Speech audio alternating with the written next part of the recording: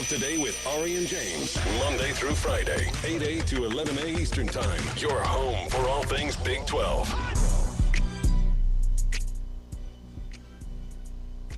Welcome into Big 12 today here on Big 12 Radio. This is the Big 12 Conference. This is a different league. He is Ari Timken.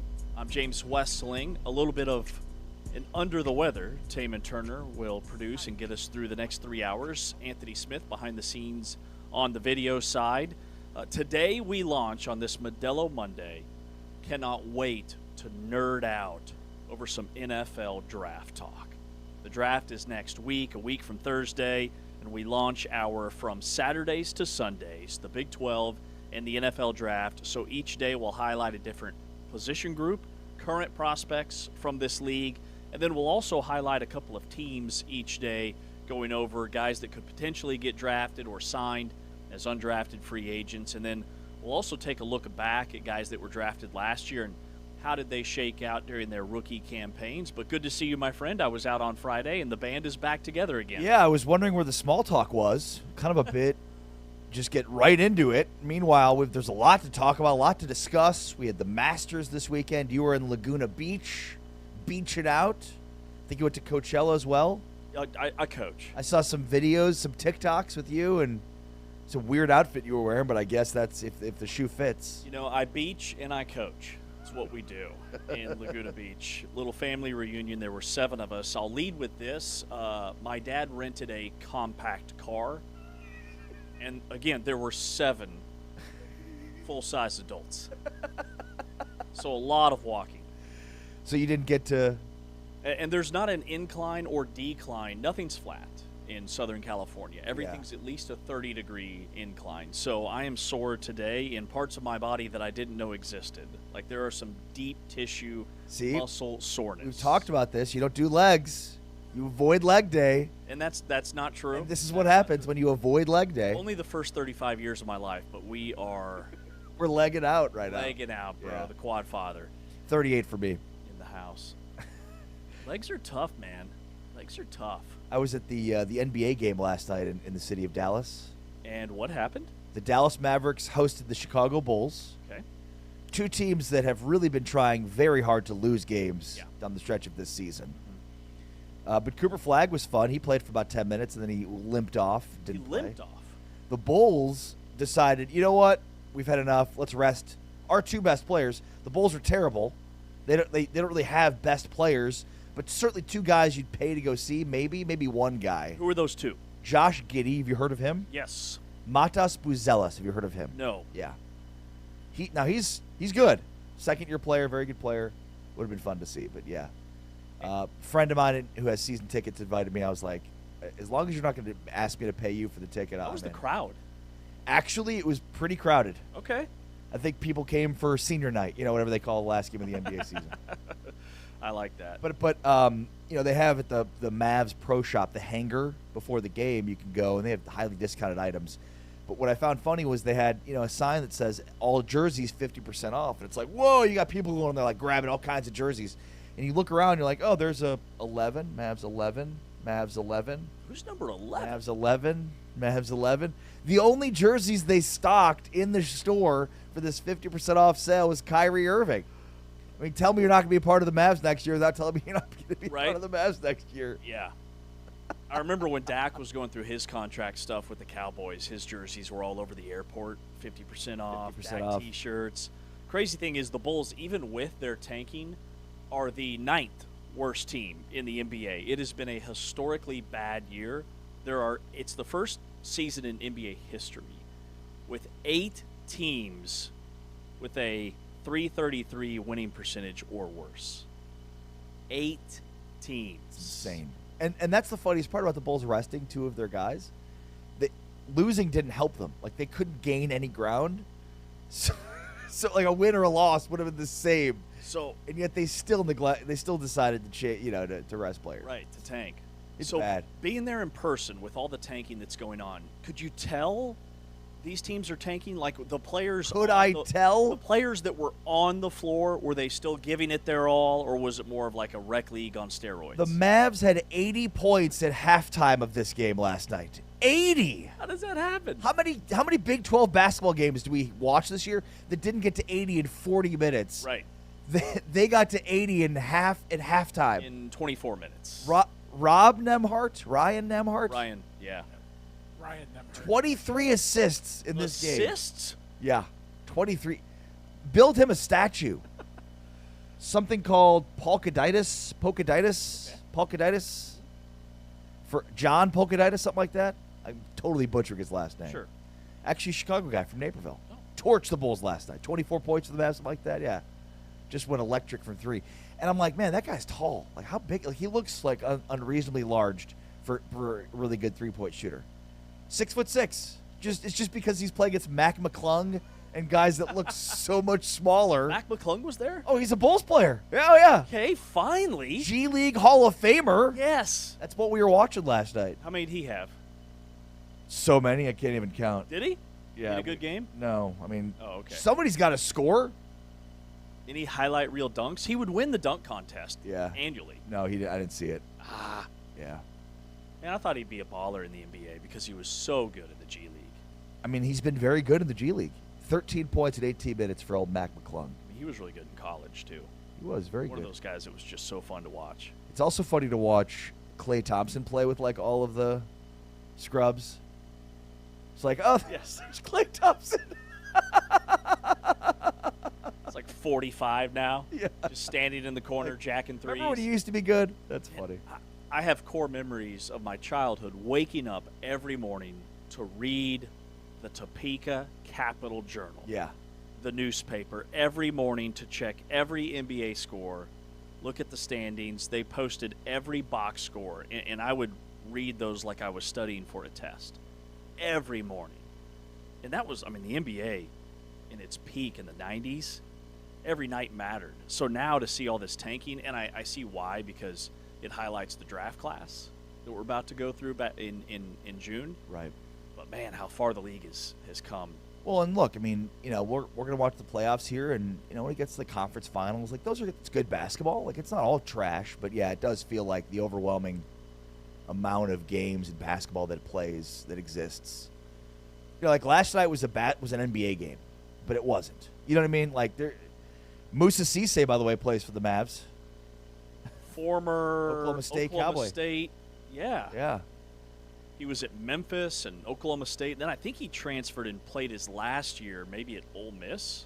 He transferred out of Oklahoma State. But, yeah, he had an NBA frame. Yeah. I mean, so we're just watching a bunch of guys that, like, will at least trick you into thinking maybe they could be NBA players by playing in these games against other teams that are also playing players that are tricking you into thinking they're NBA players. 'Cause it's like, oh, yeah, look at Polakidis. John Polakidis, 36 minutes, 28 points last night. 18 shots for Polakidis. It just goes to show you, you get any NBA-level player 18 shots, they can get 30 points. So are the Thunder going to repeat? They have the best record. They're 64-18. You're like my boy. Like, I don't watch the NBA. Well, I thought you were an NBA poster child. Oh. Taman, are the Thunder going to repeat? They're definitely the favorite, but The Spurs are very good. I was going to say the Spurs went 62-20. No, I was going to say as great as their record is, the Thunder's record against the Spurs this year is 1-3. Ooh. Like, that could be a banger of a series. Yeah. Well, I mean, and I think the story there is it's very rare for a, NBA star to win in his first go in the playoffs. Victor Wembanyama's never made the playoffs before. Right. He could be the MVP of the league. And, I mean, you've got Magic Johnson who won it in his first go-around, but, like, had Kareem Abdul-Jabbar, right? Like, there's been a few examples of it. For the most part, though, guys have to go through some struggles in the postseason. Even Shea did. So we'll see. Like that first run for the Celtics and that first run for the Thunder when they got there with Westbrook and Durant and James Harden, couldn't get over the hump. The Pistons are really intriguing to me. They've got the best record in the East. The Detroit Pistons, who 2 years ago set an NBA record for the longest losing streak. And I'm here for that. To see Cade Cunningham, his first go-around. So they're in a similar boat where it'll be the first go-around for a lot of those guys. But I think the general consensus is that Boston will flex their muscles and come out of the East. So I'd probably go Oklahoma City, Boston for the finals. Yeah, so that's pretty good bet. I'll take the Spurs in Boston. Ooh, I like it. Just because it's different. Kendrick Perkins also likes the Spurs. Awesome. I was actually curious. Most times I think about things, I wonder what Kendrick Perkins thinks about this. Do? What would Kendrick Perkins think? Kendrick is all about the Spurs. So, until I watch 10 minutes of NBA First Take. All right, so this dropped on Friday, and we've got some football news from the Big 12. The Big 12 weekday schedule for this upcoming fall is out. The Big 12 dropped 9 games for 2026, and we spoke last week about the war between the Big 12 and Cody Campbell and Texas Tech, although it seems to be more Cody Campbell than anybody that's actually associated with the Texas Tech staff. And the Big 12 slaps them with not one but 2 weekday home games. TCU on a Thursday and then Houston on a Friday. There's a Thanksgiving matchup. ESPN and Fox will have the broadcasting rights. Major ratings play. I'm here for it. I love Missouri and Kansas. Kicking it all off on Friday, September 11th. If you're watching us on Big 12 Studios, you see the weekday games on your screen. I mean, this is a rivalry that dates back to the 1800s. They've met 121 times. Finally played last year after a 13-year hiatus, if you will. And this will be, how many phases deep are we on the KU Stadium? Well, so 2027 is when it'll be totally done and open. So, yeah, next season will be kind of a limited capacity. And so obviously that game will be on a Friday night with limited capacity. But it'll look better than it did last year. No, it looked pretty good last year. Well, I mean, they've been working on it between last year and this year. So they basically right? did, let's say, anywhere between 50 and 75% of the stadium. Like, I don't know the exact percentages, but basically the opposite sideline that KU looks at, and this is the funny thing that Leipold said about coaching the new stadium, was it looks the same because he's looking across the field at the old structure. But basically, that's it. So they're then completing the full stadium around, and then adding like a convention center and a bunch of like hotels and restaurants and shops. That's what's going to take the full year, where they've already been working on it in order to fully complete it.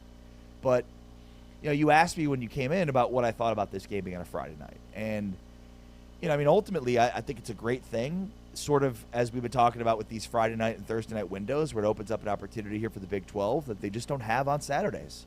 And yeah, it felt like last year, like it was in the midst of other big games at the same time. I mean, there's a lot of good non-conference matchups in college football, and it felt like the Kansas-Missouri game got buried beneath those for the first year playing it in 13 or 14 years, whatever it was. Agreed. So, yeah, I mean, I think the Big 12 has a good sense of who it is and where its standing is, and I think that's like the first thing is to be aware, be self-aware. There's an awareness here that I think is extremely important, and like an understanding of we've got to exploit and take advantage of the best windows that we possibly could have. So we have to put good games there.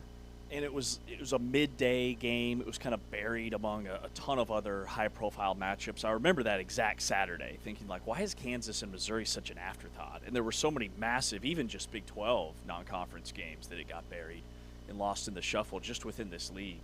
Houston at Texas Tech on September 18th. That's the one that had Cody Campbell all in a tizzy. I think Cody Campbell's outburst here has really hurt his credibility, especially because, again, he, as we discussed, is sort of invalidating the argument he's making about his pursuit of helping Olympic and women's sports, right? I mean, that's been his big endeavor. So when he goes on a tirade like this and sort of invalidates the credibility he had in arguing on that hot side, because it's completely hypocritical. Totally.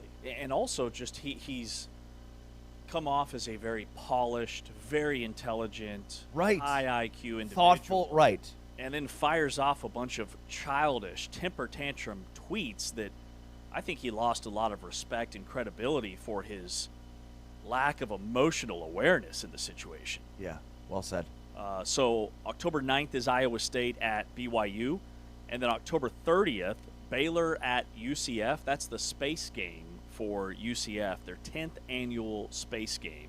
It's going to be on a Friday night under the lights in Orlando. And then November 6th, we've got TCU at Arizona, Houston at Colorado on November 13th. And so Houston's playing 2 Friday games, both on the road and not a peep from Houston's camp bitching about their schedule.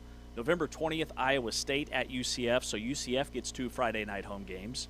November 26th on Thanksgiving, TCU at Texas Tech. TCU's actually won 5 of the last 6 in that series. It'll be the first meeting since Texas Tech reached their college football playoff last season. And then on Black Friday, November 27th, the very next day, West Virginia at Utah. New Utah coach Morgan Scalley, year 2 for Rich Rod. If they have that uptick, that could be a really intriguing matchup. So the Texas Tech TCU game is on Thanksgiving. Mm-hmm.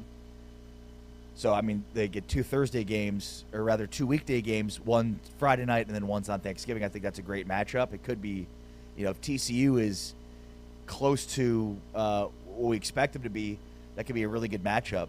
I mean, you look interestingly at some of the odds. I think I saw FanDuel had Texas Tech with the second highest odds to get to the CFP. Only Notre Dame had better odds to get to the CFP this year. Nationally. Which says basically that Texas, it's just Texas Tech in the Big 12, and they're not going to have much competition. I think that's kind of the feeling from Vegas right now. It's like, the Big 12 is definitely a one-team league, and I think there's a lot of teams that could potentially upset them and maybe even give the Big 12 a second bid. BYU should be up there. Utah, I think, once again. And, I'm sure there's plenty of others we aren't talking about. Oklahoma State's a major potential surprise team, too. Before we hit the break, let's hear what Joey McGuire said about not necessarily the schedule specifically, but he started to talk about some of the rivalries that are brewing, and it could be a TCU Texas Tech. Yeah, the two of my favorite to play, and we don't get to play one of them this year that are new rivalries. BYU, love playing that. We're 2-1 against them. I don't know if either one of you got the opportunity to play at BYU, but it is elite. Like, it is an elite place. It is loud. Their student section is sober, and they are freaking going nuts. Like, and Kalani's one of my favorite dudes. Like, I love Kalani. We've got to hang out because of the Big 12. And then the other guy that I really like, I think he's great for college football. He's very vocal. Arizona State and Kenny. Dilly and I are one because we're high school coaches before, and then we're 1-1 against them, and they've been absolute wars. Like, we had an absolute war out here with old Scattaboo. And man, we got after him pretty good. That was a great game. -1 swing pass, and then we went to their place, and they beat us. We're throwing the ball in the end like a true, legit Hail Mary that they beat us right there at the end. Really interesting that it's BYU and Arizona State, the two teams he highlights, not TCU or Baylor when it comes to Texas Tech rivalries. Great point. All right, coming up next, we dive into college basketball transfer portal updates. It was a massive weekend for several Big 12 schools.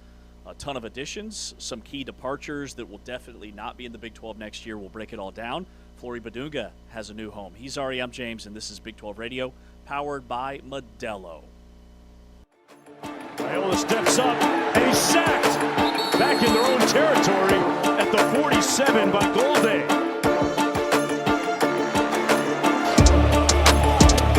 Fake it to Kingston, and give it instead to Hagan. And he is dropped by Golday. At home, Golday is right here off the edge. I want you to watch Corleone in the middle.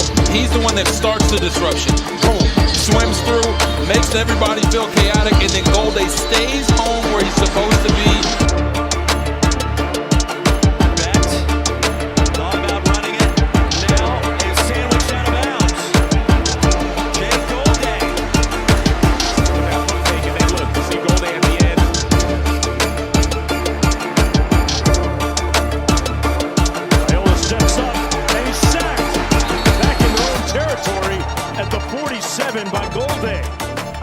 Cincinnati. Jake Golday had a nice job off the edge. Dante Corleone pushing the pocket from the middle.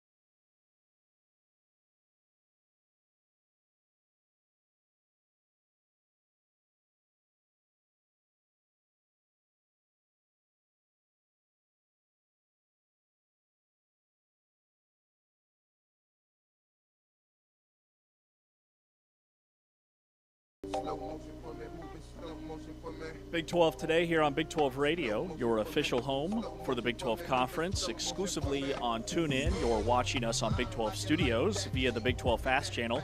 He's Ari Timken. I'm James Westling.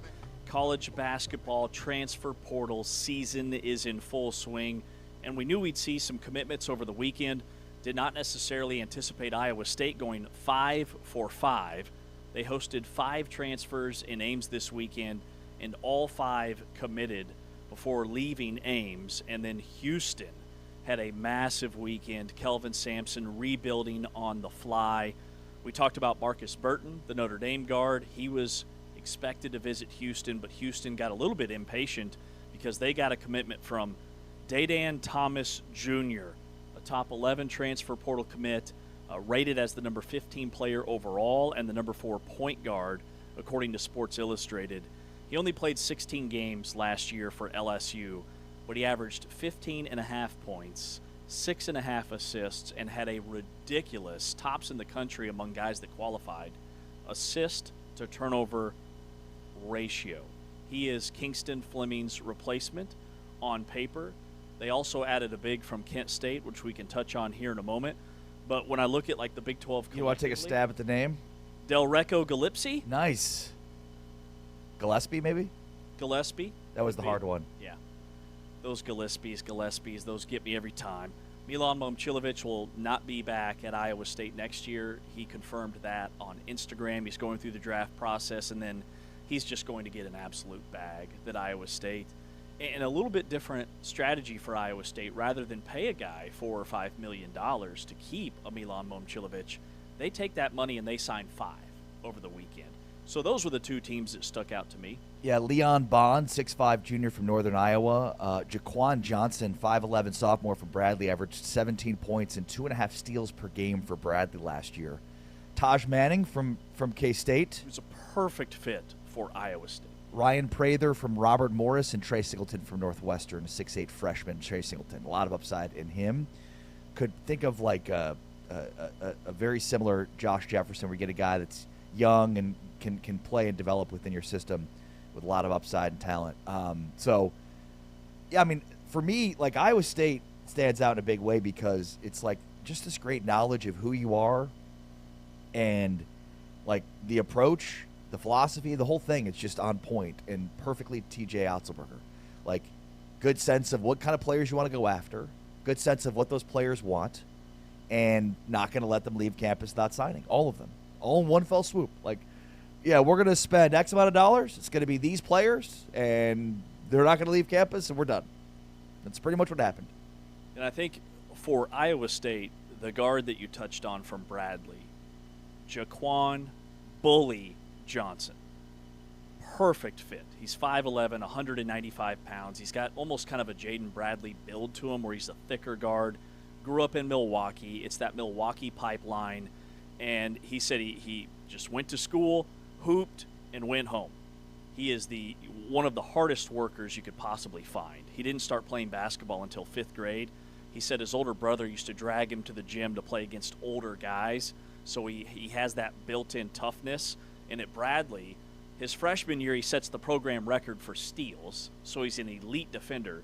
And then last year, he blew up as a scorer. Like you said, 17 points per game. He was the defensive player of the year.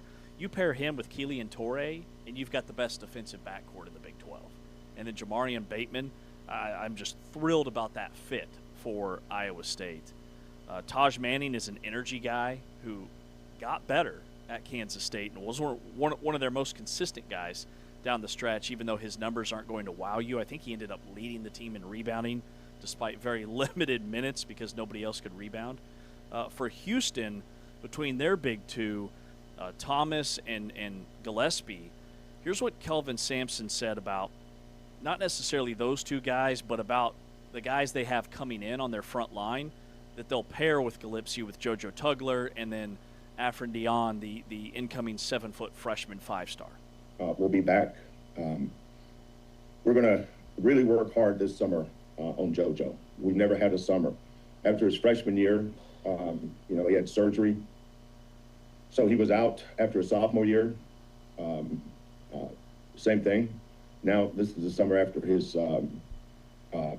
junior year, and we finally get a chance to work with JoJo and develop him. We have Big Ervon coming in, who's a one-position player. He's got a lot of work to do, but I'm excited about developing Ervon, getting his game ready to go. We've got some valuable time with him. He'll actually be here in May. So he'll have part of May, June, July, August, September. We'll get 5 months of work with him before he ever has to play a college game. And where he is now is nowhere near where he's going to be 5 months from now. And then after that, it comes to depth. So he's got the 7-foot, 5-star freshman who will arrive in May. JoJo Tugler coming back. Expect a major uptick in his game if they're going to really work hard with him. And then this kid from Kent State, Delreco Galipsi. So he played in over 100 career games at Kent State. He led the nation in double-doubles last year with 23. Averaged 18 points and over 11 rebounds per game. Was first-team All-MAC.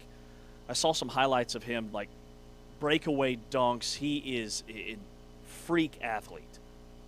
How he spent 4 years at Kent State, I don't know. First-team All-Defensive team. He's got a great backstory, too. Like, he lost his mom in a traffic accident when he was only 13. Wow. Then he had a sister and grandfather passed away, and like he said, the gym would always keep me away from my problems. Basketball is just my peace. Like, that is Houston to the nth degree. I love the fit there. Yeah. No, I mean, and, you know, I love to see the types of players that Kelvin Sampson goes after. There's obviously a level of credibility there that, you know they're going to be the right players. And, I mean, look, there are some teams here in the Big 12 that need to be pretty heavy-handed, in the portal here that haven't yet. And some are really massively building through it. Arizona, Kansas, two teams that probably need to reshape rosters through the portal, haven't done anything yet. So it's interesting to see how this is all shaping up. Yeah, let's go there next because Arizona has not landed a commitment.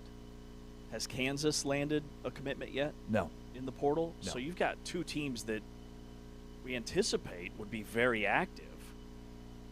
Now, Arizona's got a bunch of high-level freshmen coming in. Karchenkov is expected to come back. Mokrivas is expected to come back.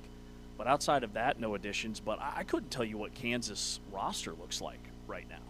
No, I mean, and I'm not sure Bill Self could either, and that's part of the issue. I think, so obviously we haven't had hit on the big story of the weekend, which is that Flory's gone officially. He took the bag, went to Louisville. Good for him. I'm sure we'll dive deeper into that and all that coming up. I do think Paul Mbia will end up coming back to Kansas, which, quite frankly, you're probably not as good offensively as Flory, but defensively we saw Mbia be really good. So probably a much cheaper option there. And then, at this point, they haven't really added anybody in the portal, which is a little bit different than what we've seen in years past, where it feels like they're off and running in the portal very quickly.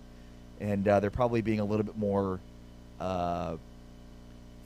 thrifty's not the right word. Just a little bit more cautious. Selective. Thank you. That's the right word. Exactly. A little bit more selective what they're doing in the portal.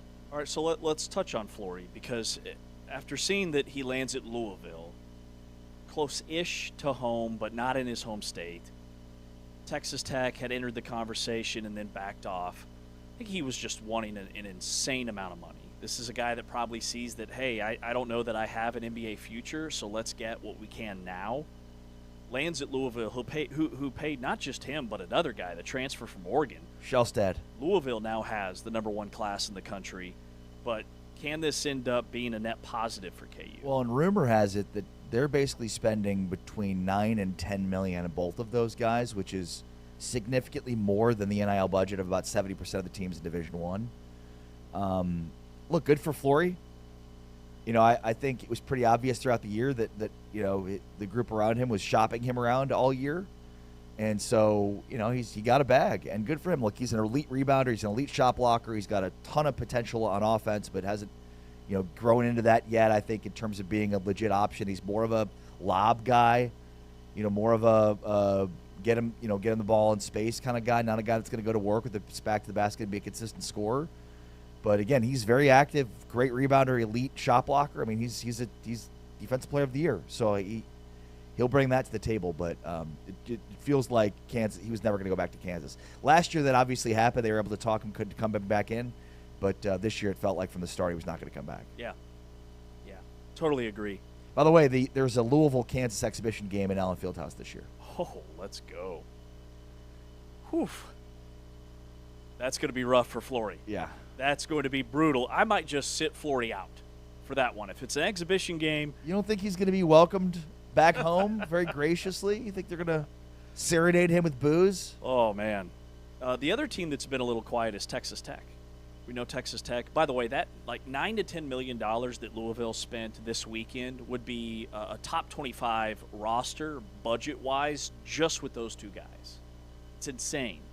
And then the other thing that's fascinating to me as this all kind of transpires is you have some teams like a Kansas who have, a small handful of guys. Kansas State's trying to build out their roster, Baylor.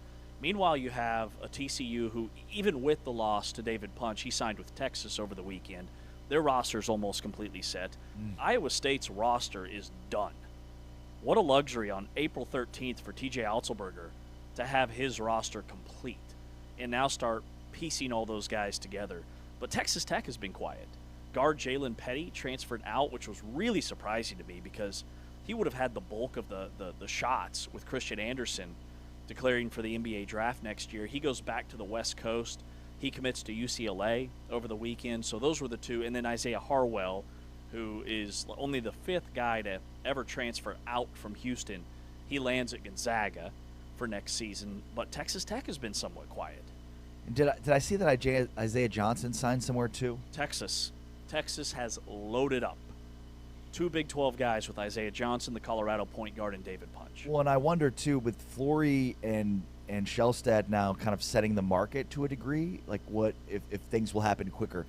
Again, TJ Otzelberger, like, great awareness, of like, all right, we're not going to be bidding on some of the top guys. Like, we understand what the market's going to bear. We're going to go after the guys we think we can get, the guys that fit our from a profile standpoint, like. So he's done, right? So you've got multiple approaches. I think you've got Arizona, Texas Tech, and Kansas kind of waiting for the market a little bit to come to them, as opposed to maybe jumping out of the market and spending a bunch of money like we're seeing some teams do. So hopefully, you learn every year about the best approaches in the portal and, what to look for. You should become sharper at that and not necessarily look at the numbers, the raw data, but look at some of the deeper numbers and things that might fit what you want to do and maybe some skill sets that are, hey, maybe he's not a 17-point scorer at his last stop, but he does these things well, and we think within this system he'll be better. So, again, I would hope that what Michigan would do more than anything as a blueprint would open your eyes up to not just the portal itself, but rather, like, the right approach in the portal. Absolutely. And Trey Singleton is one of the guys that committed to Iowa State. He's from Chicago. He has that built inner-city toughness, transfers from Northwestern. He was the highest-ranked recruit in Northwestern history. 4-star kid, only spent 1 year there, but averaged like 8 and 5, just was really raw. Love that addition. And then they add Leon Bond III, a 6'5 guard from northern Iowa, again, from a suburb of Milwaukee, Chicago, TJ Otzelberger in Iowa State. Yeah. All right, coming up next here on Big 12 Today on Big 12 Radio, we will be sitting down with Brian Rauf, the National College Basketball writer for Basketball Review. He's all over X and social media, does a great job to get the latest on all these portal moves, maybe somebody we're missing. And then hour number 2, we'll hit our NFL Draft Preview Series, which starts today from Saturdays to Sundays, the Big 12 and the NFL Draft. He's Ari, I'm James, and this is Big 12 Radio, and we are powered by Modelo. And you still have one-on-ones across the field, and you've got number 88 to the bottom of your screen against a shorter defender. Hoover again, crossing pattern, end zone, caught, touchdown. It's a moot point now. It's Rodgers, the tight end. 4 hours from campus in Fort Worth. 5 wide here and all sorts of time for Hoover with a dime down the middle of the field. DJ Rodgers, the tight end, sets up first and goal for TCU. The Red Raiders might say, if you could just get a redo on that one. Big play to DJ Rodgers, the tight end, rumbling. DJ Rodgers all the way down to the 25-yard line. Big gain there for this TCU offense. Hoover 6 of 7 in this opening drive. He'll keep it. just tosses it to DJ Rogers, and TCU on the board first. Snap back. That's always a good job by a defender. Hoover, he does it again. No problem. DJ Rogers has it inside the 10, all the way down to the 8. Hoover pulls it to the tight end. DJ Rogers, his second touchdown of the season.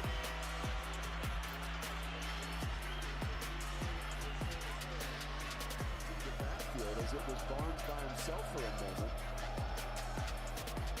Swings it out. Rogers breaks the tackle, stays on his feet, is decked out of bounds at the 30.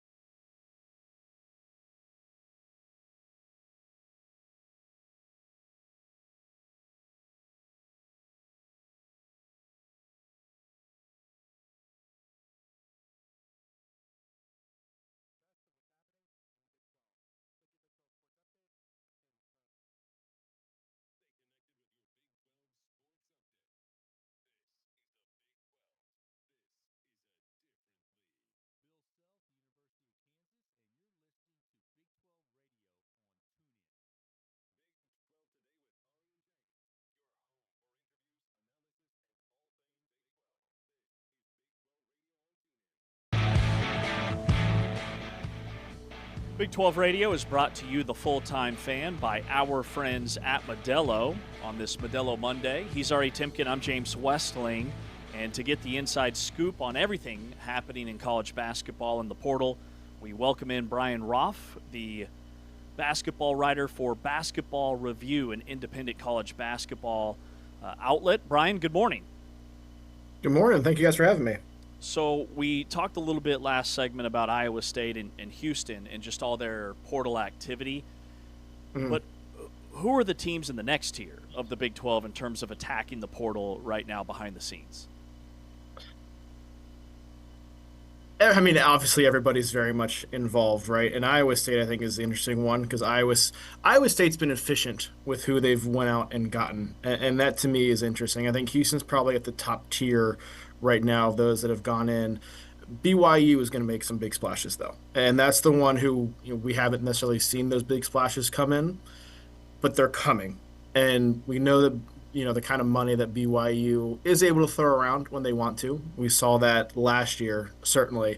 So I'll just expect the next couple of weeks to hear a couple of notable names come through for BYU. Yeah, and certainly the kid they added from Kentucky is pretty good. Yep. Excuse me. Sorry. You tweeted about the Flory Bidunga transfer to Louisville. Curious for your overall thoughts there, especially from the Kansas perspective. Yeah, I don't know what's going on at Kansas, quite frankly. It felt weird that as many guys entered the portal as they did. And I know Flory entered last year as well, and ultimately Kansas was able to bring him back. It seemed like a monetary play, and this felt the same kind of way. And if you hear the reports of what he's supposedly getting from Louisville, can't blame him for going. But now Kansas has a massive hole in the middle that they're trying to fill. And I understand that.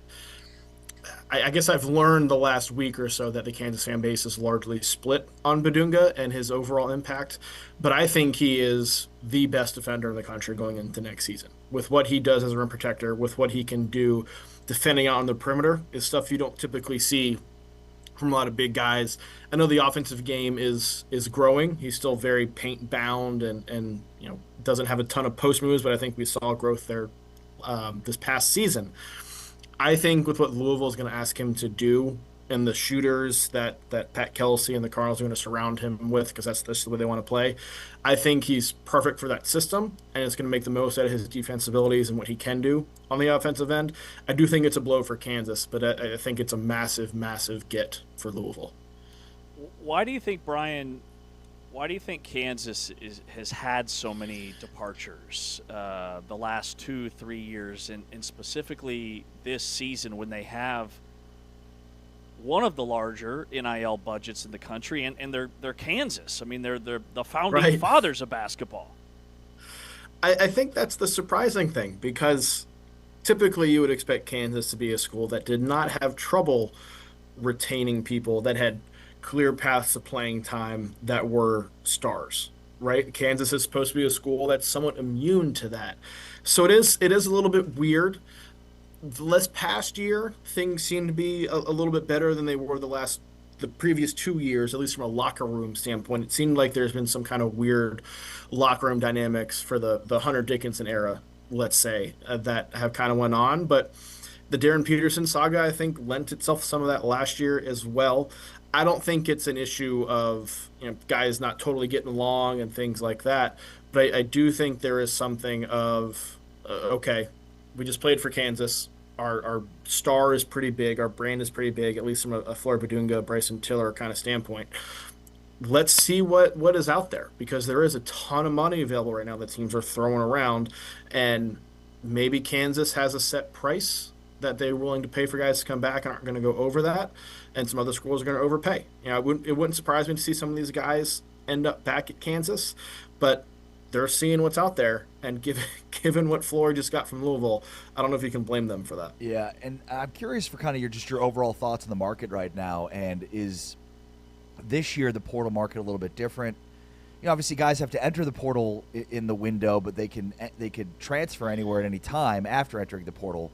But I'm just, again, curious kind of overall on your thoughts on this market. If you're a big man, the market is exactly where you want it to be. You may not find a more peak market for big men than there is right now. Coming off of Michigan's championship, Florida championship before that, the back-to-back UConn run, even the Kansas team in 2022, basically all the tournaments we've had since the pandemic, those teams have been led by big men. Guards have played factors, but those teams have been led by their front courts, particularly the last two. Talked about, Michigan's front line and the big lineup with the three of them, Jackson Lindenborg, Morris Johnson, Ade Mara. And then obviously there's a lot of talk about Florida's front court, I guess last year now. Teams want to get bigger, and teams are seeing the value of having multiple bigs and being able to play multiple bigs who can defend, who can rebound, who can raise the floor of your program just by having them on the court. I don't know if having a massive front court is necessarily a ceiling raiser, but it is definitely a floor raiser because of the rebounds you're going to be able to get and the rim protection you're going to be able to have.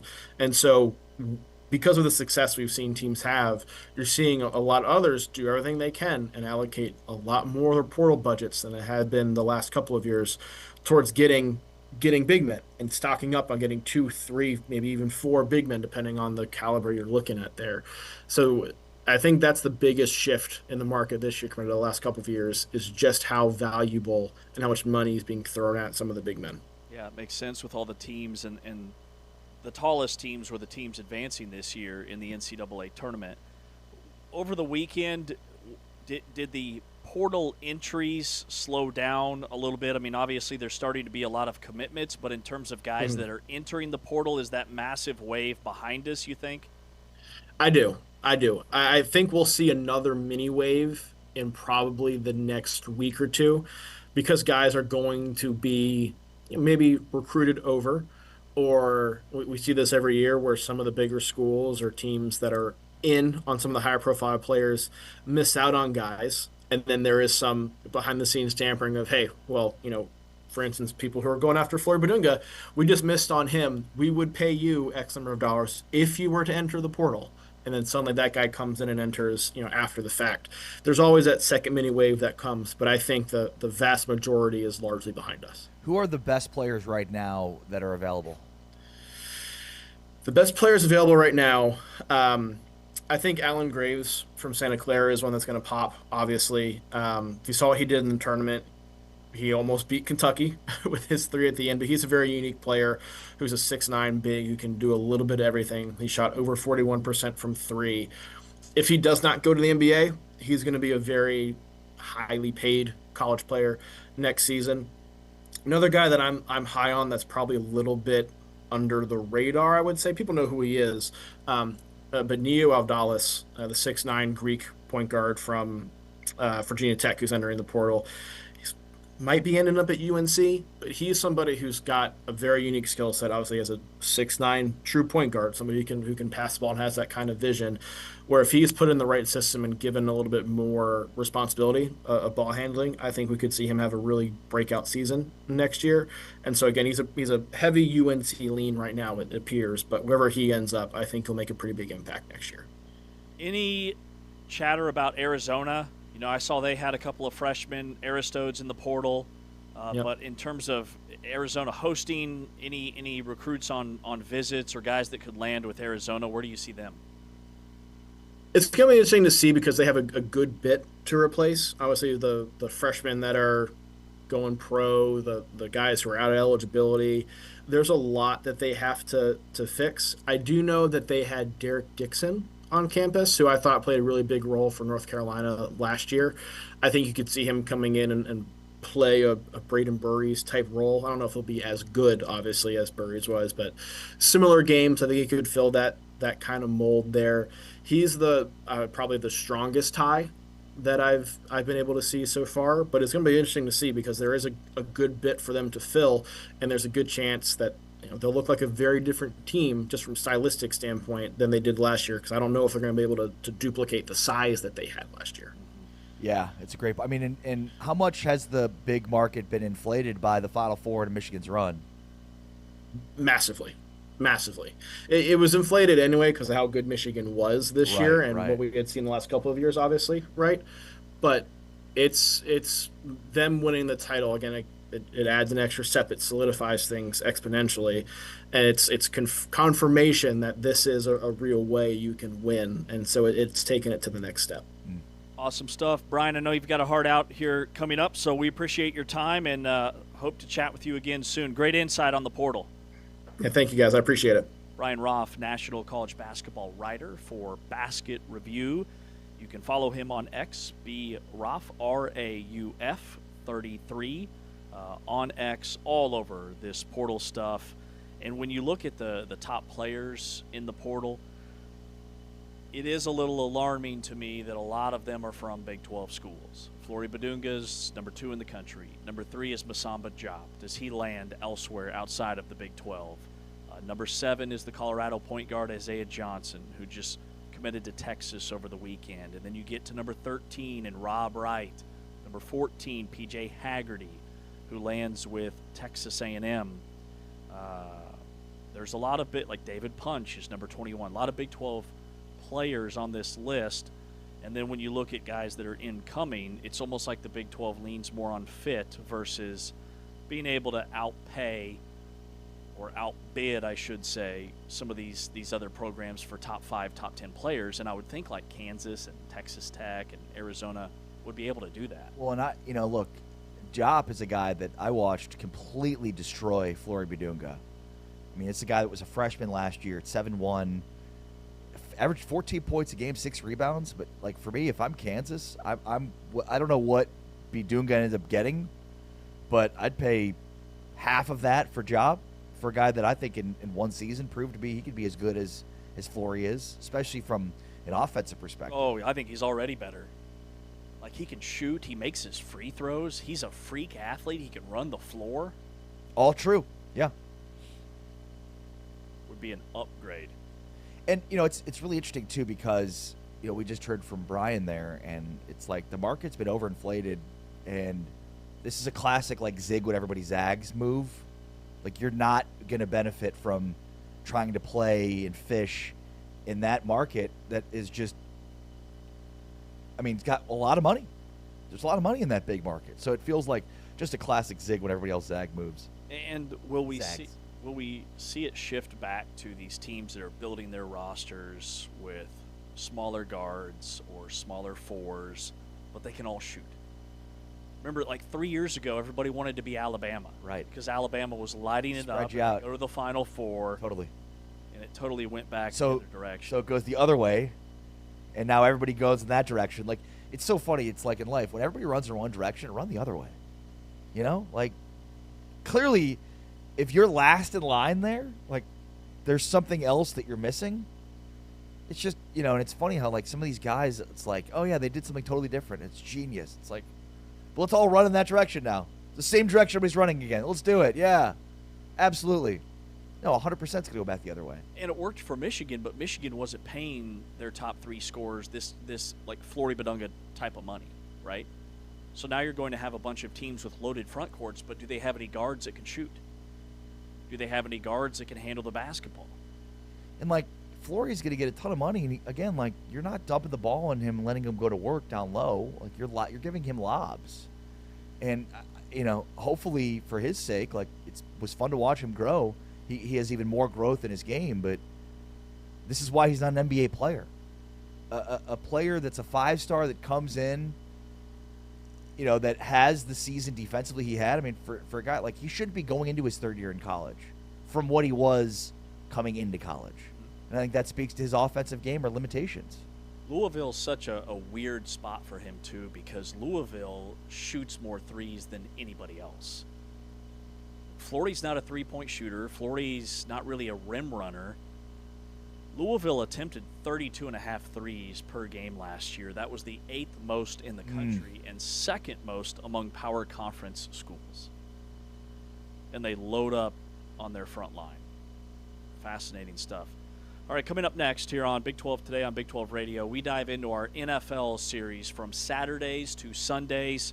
The Big 12 and the NFL Draft. We highlight Oklahoma State and Colorado, rookie campaigns for some former legends in this conference, also guys that could get drafted this year, and then we'll highlight league-wide the quarterback position as we launch our series today. That's coming up this next hour. He's Ari, I'm James. This is Big 12 Today on Big 12 Radio, heard exclusively on TuneIn, and you're watching us on Big 12 Studios. Off to the races already. Emmanuel Henderson Jr. Go!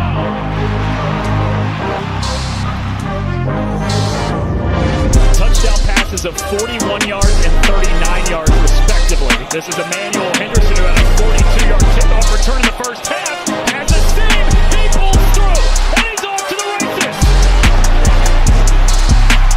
Emmanuel Henderson opens the second half with a kickoff return touchdown of 93 yards. Nothing fancy coming up. Watch this little cut that he makes right here. Right opportunity to get him, and then, like he's a sprinter at the World Championship, showing them the tail light. Look at him stretch it out, and that's the way you're supposed to do it. You finish through the tape, man. You got to get that lean at the tape. Henderson electrifies this crowd here at Lawrence. And watch this. The forward dip. Get that chest to break the tape at the goal line.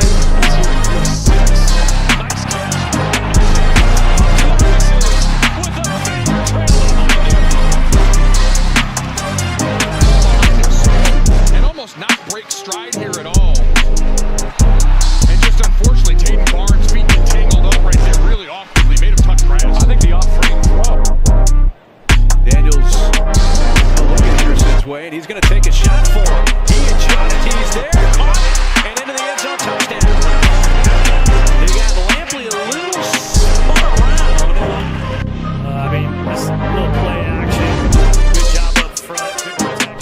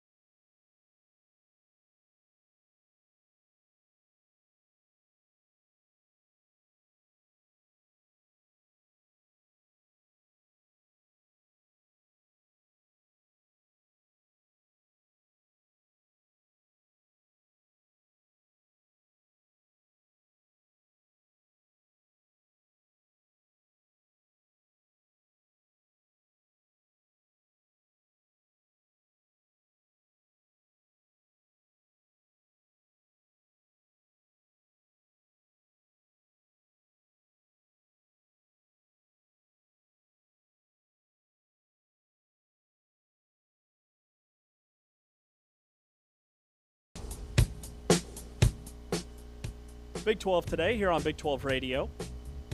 Alongside Ari Timken, I'm James Westling. T-Chain's on the controls, Anthony on the controls behind the video. You're watching us on Big 12 Studios. All right, here in this hour, we launch our from Saturdays to Sundays, Big 12 and the NFL Draft. We have former Baylor quarterback Bryce Petty joining us at 8:40 Central Time, former New York Jets quarterback. He was with the Jets organization for 3 seasons. I bet he has some wild stories there. But today, the teams that we're highlighting are Oklahoma State and Colorado. Oklahoma State, they were an NFL draft factory for so many years. Even this past draft, they had 4 guys taken. Nick Martin in the 3rd round, Colin Oliver in the 5th, Ollie Gordon in the 6th, and even Corey Black, a cornerback, was taken in the 7th round. When you look at their potential prospects this year, it's very dry. Like, I see one in Anthony Goodlow. He's the only guy I can find on most big boards, and he's still projected to be an undrafted free agent. With all the coaching turnover, the mass exodus, and all the guys coming in with new coach Eric Morris, it'll only maybe be the second time in the last 15 years that Oklahoma State hasn't had a guy get drafted. Yeah, it's really almost the perfect ending to the Mike Gundy era from the standpoint of it puts in perspective how many great players came through the program, how many were drafted, how many big-time draft picks they have, how many games they won, and it just ends with an absolute thud here with a team that didn't win a Big 12 game in 2 years. And now they crash and burn in terms of the NFL draft as the perfect end of that era. Goodlow's the one guy you mentioned it. I mean, they've got a punter maybe that ends up on an NFL training camp roster. But beyond that, I mean, Goodlow, I think, has a chance to make a team potentially as a undrafted free agent. 6'4", 255 pounds, the prototypical, length for a 4'3" defensive end. The question is just, does he have enough strength to hold the edge, and hold up at the point of attack, which is probably the big reason why he's not going to get drafted. But, yeah, I mean, even looking back on last year's draft, I mean, think about Nick Martin, Colin Oliver, and Ollie Gordon. Those three alone, big-time names within the Big 12 over the last few years. And Nick Martin, probably the highest of expectations of any of those guys drafted, and did not have a very good rookie campaign. He struggled in preseason, particularly in tackling and being consistent. He played just 12 defensive snaps over 7 games and then went on IR because of a concussion late in the season. So a really dreadful year one for Nick Martin. Colin Oliver missed all of training camp, really never got healthy. He's with the Green Bay Packers, was a 5th-round pick, 159th overall. He didn't start the year. He was on the PUP list because he suffered a significant hamstring injury, this on the heels of a foot injury that he had at Oklahoma State that ended his season. He did get activated late in December and made his debut Week 18 against Minnesota, playing 17 pass rush snaps and generating 2 pressures in limited action. So, not much for Colin Oliver, but when he did see the field, played fairly decently. And then Ollie Gordon was probably the best. No surprises there, although he finds himself in a weird situation in Miami where he became kind of the third back last season. He did play in all 17 games, was a 6th-round pick last year, and was sort of the complement to Devin Achane's speed. But 9 carries, 38 yards, and a touchdown against the Bills was his highlight performance. And again, he kind of finds himself in a weird spot entering year 2 because he's the 3rd on the depth chart at running back. Right. I mean, he'll barely make the team. And he was at 2.8 yards per carry, by the way, last year. Like, I hate to use the word downfall when talking about individuals, but the downfall of an Ollie Gordon and a Colin Oliver and a Nick Martin, to your point, very I think it paints the picture of the end of the Mike Gundy era. Like Ollie Gordon, if he had gone pro after being the Doak Walker Award winner, it's probably a 2nd-round pick, maybe even late 1st. I mean, he was the most coveted running back in all of college football. And he comes back. Oklahoma State's a disaster.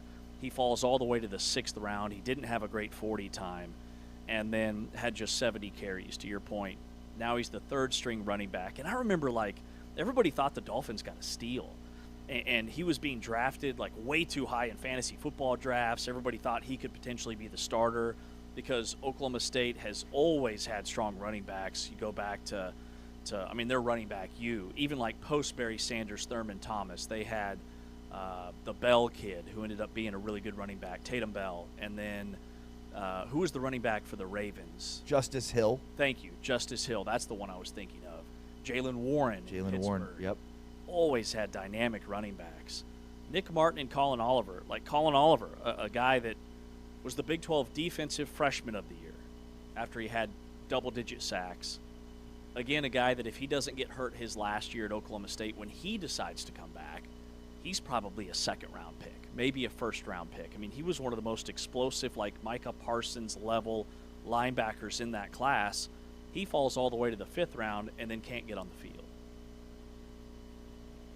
Gordon, by the way, averaged 6.1 yards per carry in that 2023 season. It's 1,700 yards rushing. Yeah, you're right. He probably would have been a second or third round pick, which, the lesson here is to never go back to college. As harsh of a reality as it is, it always backfires for these guys.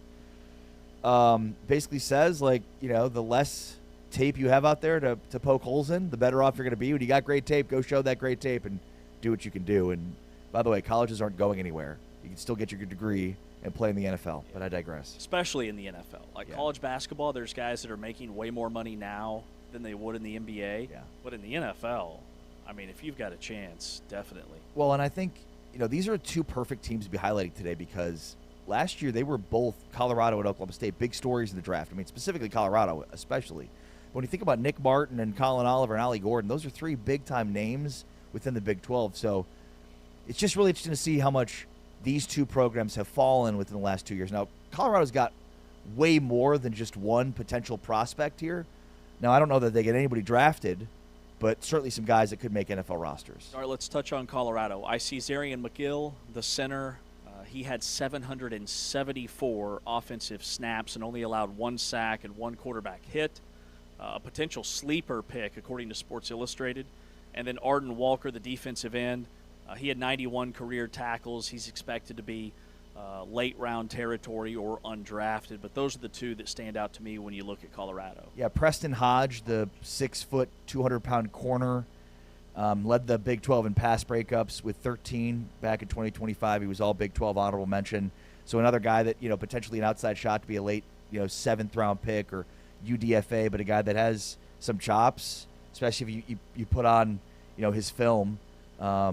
And then you mentioned McGill, but how about Zy Chrysler, the offensive guard transferred from Illinois, who in 749 snaps last year had 0 sacks allowed, started all 12 games. Another guy that, could potentially get some run as a 7th-round pick, a late flyer for a team looking for some depth in the interior of their line. Certainly think that he's a guy that could get there. Jeremiah Brown, who's kind of a Dion lifer, followed Dion from Jackson State to Colorado. Again, not going to get drafted. 73 total tackles last year, 7 tackles for loss, 2 sacks, and a forced fumble. He had his best season last year, so at least he's got his best film to put out there. I think he'll be a camp body. But, a bunch of guys with talent that maybe 2 or 3 of these guys could end up making a 53-man roster potentially as UDFAs, which is really hard to do. Well, Colorado was the big story around this time last year, with Travis Hunter going 2nd overall to the Jacksonville Jaguars, who had a massive upswing this past season, but they did it without him on the field because he was hurt a lot of the year. And here's what the Jaguars GM said about his status. Yeah, he'll be, for all intents and purposes, a limited participant throughout the off-season program with eyes on return to play at full tick in training camp. Eyes on return to play, but he will be limited. Well, it sounds like he's going to be a full-time corner, which I think is the right move.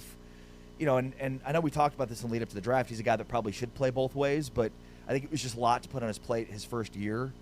And he just showed, I think, a lot of potential. Like in the Chiefs game, they played the Chiefs on Monday Night Football Week 5, and that was just an incredible game, both offensively and defensively. He just didn't have enough of those. I think the way it is, you make him a corner, you see what he could do, and then you work him in on offense. And I think slowly but surely, he'll end up getting significant offensive snaps. But I think it's after 1 year in the league, it's obvious to see that he's got to specialize in one spot, one side of the field, and that side's probably going to be defense. And I think I don't want to say easier, but in terms of the wear and tear on your body, I would think playing corner would be more forgiving than playing receiver. So he played 486 snaps last year, 324 on offense, and only 162 defensive snaps. He had 15 tackles. He recovered a fumble. He had 3 pass breakups. Had a massive game week 7. You brought up the Chiefs game, which was earlier in the year. He was really good there. And then he had a 100-yard game against the Rams in London, became just the 5th player since 1999 to have 100 receiving yards, a touchdown, and a pass breakup in the same game. Most of those were Dion, by the way. And then Shedeur, all right, round 5, we know his story, 144, the slide, finishes 3-4 as the starter, started 7 games, had that massive Week 14 breakout game against Tennessee with almost 400 yards and 3 touchdowns. He's their starter for this year, right? I don't know.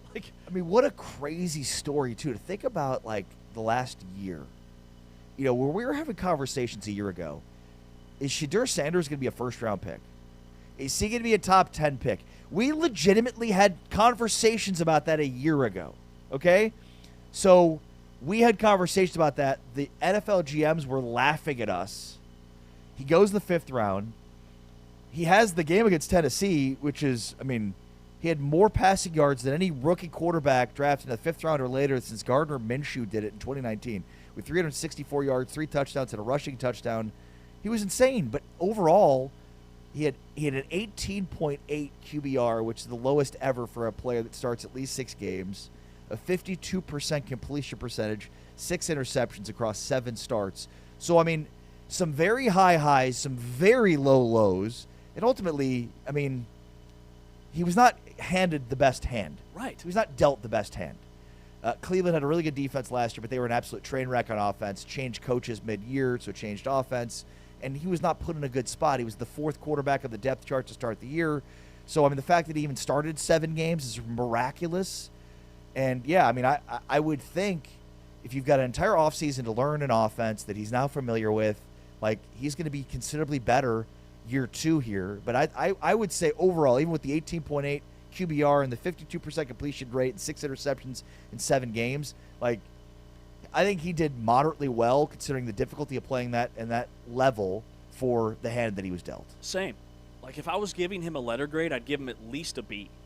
He was pressured more times than any other quarterback in the NFL. The offensive line for the Browns was a total disaster. He was pressured on nearly half of his dropbacks. Well, and he had no idea what to do on offense because nobody on the Browns had any idea what to do on offense. Yeah. 44% of his dropbacks. Insane. He was pressured. Now so nobody knew what was going on. He got pressured every down. Of course he had an 18.8 QBR. It was like his first year at Colorado. Yeah. He's just running for his life, trying to find guys and making plays with his arm. But at least he knew the offense then. Yeah. In this case, he had no idea what the offense was, and nobody else did. Here's what Jason McCourty said about the Browns quarterback room and Shedeur maybe being QB1. He's going to be a part of the competition, and I think he should. I think something that Kevin just said where he said maybe Shedeur's not your future quarterback for the next 10 years, but for this year, well, if we don't know what the answer is to the next 10 years, then why not give everybody a shot that you have in that quarterback room to go out there and compete? Now, the last time we saw Deshaun Watson, it wasn't pretty by any stretch, so I'm not saying you should be handing the job over to him. I would start with Shedeur Sanders in pole position, and he would be my QB1 starting the offseason program. But he's going to have to earn that and keep it. If Deshaun Watson comes out there and proves he's the best quarterback in the room, why wouldn't you allow him to go out there and play? I forgot about Deshaun Watson. Like you mentioned, it's going to be Shedeur, right? He's going to start. It's yeah, of course. Who else would they start? They're not going to draft a quarterback. They still have 4 years left on that 7-year, $200 whatever million contract that's fully locked in. Yeah. So at this point, you probably give Watson the opportunity to start, but hope that Sanders takes the role. Yeah, and he will. Yeah. Watson will be benched by week 6. Now, if I'm Cleveland, I'm building pieces around Shedeur, number one. It's not even a question for who I think should be the starter. And they've done that, at least on the offensive line. They've brought in an offensive tackle. They traded with Houston, gave him a 5th-round pick. They brought in a free agent from the Chargers, 3-year, $50 million deal, Zion Johnson. Brought in 3 more offensive linemen. And then at receiver, they signed Tylan Wallace. Shout out to the Big 12, the former Baltimore Ravens receiver. And then they've got Jerry Jeudy coming back and Isaiah Bond. Wide receiver room is still very thin. At running back, Quinshon Judkins had a really good year as a rookie last year, almost 1,000 yards. So, they're trying to get better offensively, but the offensive line's the biggest thing for me. Other draft picks or UDFA guys from last year from Colorado. LaJohntay Webster. Yeah. Sorry, Wester. LaJohntay Wester was a 6th-round pick, 203rd overall by the Baltimore Ravens, and became, basically their punt returner. Did not really see much opportunity at wide receiver, but became a huge punt returning weapon for them. So, he played 58 total offensive snaps, had 0 receiving yards and catches last year, but did finish top 20 in NFL punt return yardage. Yeah, didn't he have a touchdown? Yeah. Or close. He had one really big return that swung a game. He had an 87-yard punt return for touchdown in his first game. That's it. That would be it. Yeah. Week 1. All right, coming up next, we continue our NFL draft talk from Saturdays to Sundays. We look at potential quarterbacks in the Big 12 that could get drafted in the upcoming draft, and then we'll talk to a guy who knows all about that position and that process, former Baylor quarterback Bryce Petty. Joins us in about 20 minutes. This is Big 12 Today on Big 12 Radio. You're watching us on Big 12 Studios and listening exclusively on TuneIn.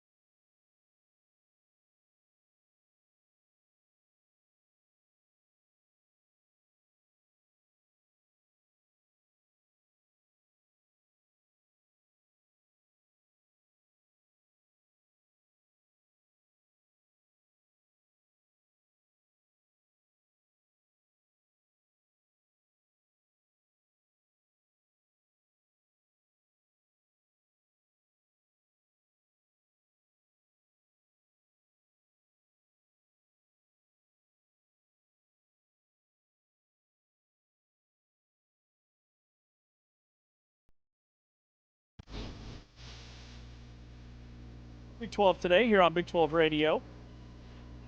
We are powered by Modelo on a Modelo Monday. We've got Bryce Petty, the former Baylor quarterback, who was a stud at Baylor from 2010 to 2014. He'll join us here in about 15 minutes. Also played for the New York Jets for 3 seasons from 2015 to 2017. And very fitting because when I think about our Saturdays to Sundays, Big 12 and NFL draft talk, today we highlight the quarterback position. I think Sawyer Robertson is probably the number one guy that jumps out for me in terms of guys that might get drafted, where they get drafted, guys that were invited to the combine. I would think Robertson, and remember, we saw him at Big 12 Media Days last year in person. He is just a massive human. Yeah, he's a tank, and maybe has the best arm in this entire draft class at the quarterback position. I think a team could end up with a steal in him. I mean, this guy, the reason I picked Baylor to win the Big 12 last year was because of Sawyer Robertson at quarterback. And, obviously the defense just was completely atrocious. So when you think about, the right system, the right fit on offense, which we saw with Sawyer Robertson and Jake Spavital at Baylor, he could be a very effective quarterback. I mean, he's again, arguably the best arm, maybe the most physically gifted athlete in this class. I mean, Mendoza's obviously the number one pick and the best quarterback in this class, but I don't think, you can go very far in terms of who QB2 should be. I know Simpson's probably going to end up being it, but I think as a third round pick, there's somebody that's going to draft this guy that's going to see that he's got a ton of potential here. He's got NFL bloodlines. His cousin is Jarrett Stidham. He was a 4-star recruit coming out. He played at Mississippi State under Leach before transferring to Baylor. So I like the pedigree. He checks a lot of boxes to me. When I started to dig into him and look at the quarterbacks, the first guy I thought of was Jalen Daniels for obvious reasons because I'm a KU guy. Totally forgot about Sawyer. And then you look and you're like, yeah, Sawyer Robertson maybe end up being one of the best quarterbacks in this draft. And he's not a name you've heard a ton about. Right, which is surprising to me. He had all the numbers in college. I think he's a victim of what happened with Baylor defensively this year. So Baylor, with the season that they had, maybe hurts him. But yeah, 6'4", 220. ESPN, a scout called him one of the biggest wild cards in this quarterback class that's full of quarterbacks nationwide. To your point, he's had a 6-year journey, had 59 touchdowns his last 2 seasons at Baylor, and almost 7,000 yards. He's incredibly mature. There's not a throw he can't make. He's got an absolute cannon for an arm. I thought there were times at Baylor where his processing speed and his reads at times hurt him a little bit, even in some games that his numbers could have been greater in. Like, it almost felt like he kind of played to the level of competition at times. Like, his worst game was against Samford in the non-conference where he had a couple of interceptions and less than 300 yards, but then he would blow up against Utah and schools like that. Yeah, and I think the biggest concern teams are going to have for him is the processing part of it, because he was in a very basic offense that, basic's not the right word, but didn't ask him to do a ton in terms of, yeah. And this would be great to get Bryce Petty on because, as a guy that I think was also viewed that way coming out, in terms of easy reads, not having to go through a full progression, but certainly that's going to be the one thing holding him back. All right, remind me, NFL draft, the first round is Thursday. Yes. The second and third rounds are Friday. And then the rest of the draft is Saturday. A day 3 pick would be rounds 4 through 7. Correct. Got it. Potential for a day 2 in Sawyer. I could see him maybe sneaking into the third round. The reality is there's quarterback-needy teams. And, if you're Cleveland, what do you have to lose? You took Dylan Gabriel in the third round. Yeah, Sawyer's the exact opposite. Dylan Gabriel's a little mouse. Sawyer's a tank. The other thing about Sawyer that I think, obviously, he's not going to be like a legit dual threat in the NFL. I do think he's a guy that can, he can get you extra yardage when needed, but not a guy that's, you can consistently count on to be what he was at Baylor, especially a couple of years ago when he was really good. So NFL Draft Buzz has him as the 9th rated quarterback on their big board. I mean, if you're a top 8, top 10, prospect, I think you're on to him maybe being like a 3rd round, 4th round pick. Nussmeier, Simpson, Mendoza, and then you get down to like the kid from Arkansas who wasn't really that great on Saturdays but had that ridiculous combine. Talon Green, I think That's is. it. Yeah, from Louisville. Yeah. Boise State transfer. All right, how about Jalen Daniels? Is Barrett Morton going to get drafted?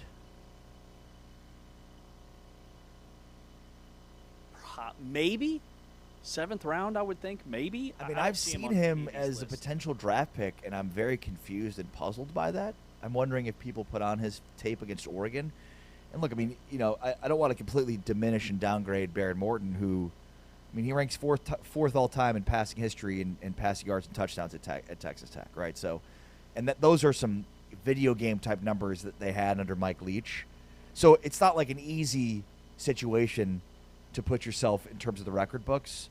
I mean, Graham Harrell, Cliff Kingsbury, and Patrick Mahomes are the 3 quarterbacks ahead of him in terms of Texas Tech history. So there is certainly a lot of, pedigree there. But obviously, I think, if I'm turning on his tape against Oregon, I see a quarterback that looks very limited, did not read defenses well, could not read a defense well when things got off script. Was not very good when he's blitzed. Not very good. I think there are a lot of red flags for me. For me, I think a lot of what I've seen has Morton ahead of Jalen Daniels. I would put Daniels in terms of the second best quarterback coming out of the Big 12 in the draft. I don't know if Daniels gets drafted. I think the size is certainly one factor, and then the fact that he started 6 years at Kansas and never really got rid of those inconsistencies, still had turnover issues, right? I mean, some of the same things we saw all over the course of his career are going to be huge concerns for teams in the NFL. Yeah, I'm stunned to see Jalen Daniels even being considered as a draft pick. I don't know what his official height was, but to me, he's 5'11", maybe 6 feet. I think he did measure officially at 6 feet, but officially, unofficially, he wasn't at the combine, which is the official. Right. 6 feet and 3/4 and 219 pounds. I mean, to me, he just doesn't look like a guy that has the size to play that position in the National Football League. Right. Whereas I see Sawyer Robertson, I'm like, that's a dude. Like, that's a guy that can tower over the line of scrimmage, make every throw. Barrett Morton is, and these position rankings are all over the map, but Barrett Morton's rated as the number 8 quarterback. This is Draft Countdown, and they've got him ahead of Sawyer Robertson, who's number 10. I would think the injury concerns is what would kind of give me hesitation, but then... On Jalen or Barrett Morton? Both. Oh, yeah. Yes, the answer's yes. I was talking about Morton. I don't think he was healthy the last month of the season, the last 2 months of the season. He looked very hobbled to me in that Oregon game. And then, but I say that to say that, was it Tyler Shook that got drafted in like the 3rd round and hadn't played more than 6 or 7 games any of his 18 years in college? So maybe, and was arguably the best quarterback last year, the best rookie quarterback. Which is nutty. Absolutely nutty. Yeah, and Dane Brugler, who's the draft expert for The Athletic, he lists Sawyer Robertson as his QB 12.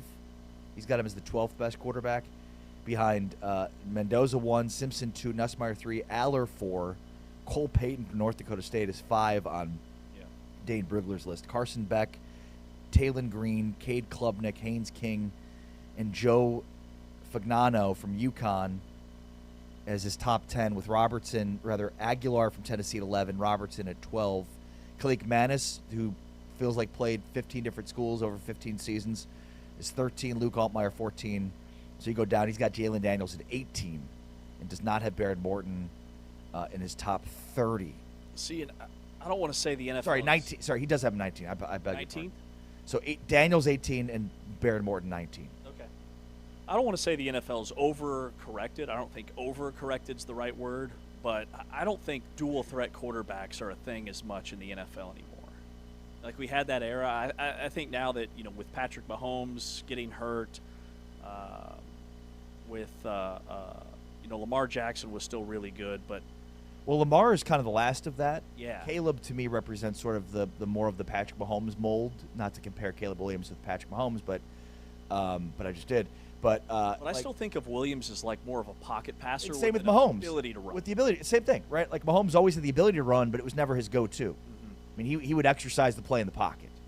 Lamar's more of a, run first type player. He's becoming more of a passer. He's got a great arm, but I think he kind of represents the last of that, that type of quarterback. But now with that being said, like there's always guys that break the mold.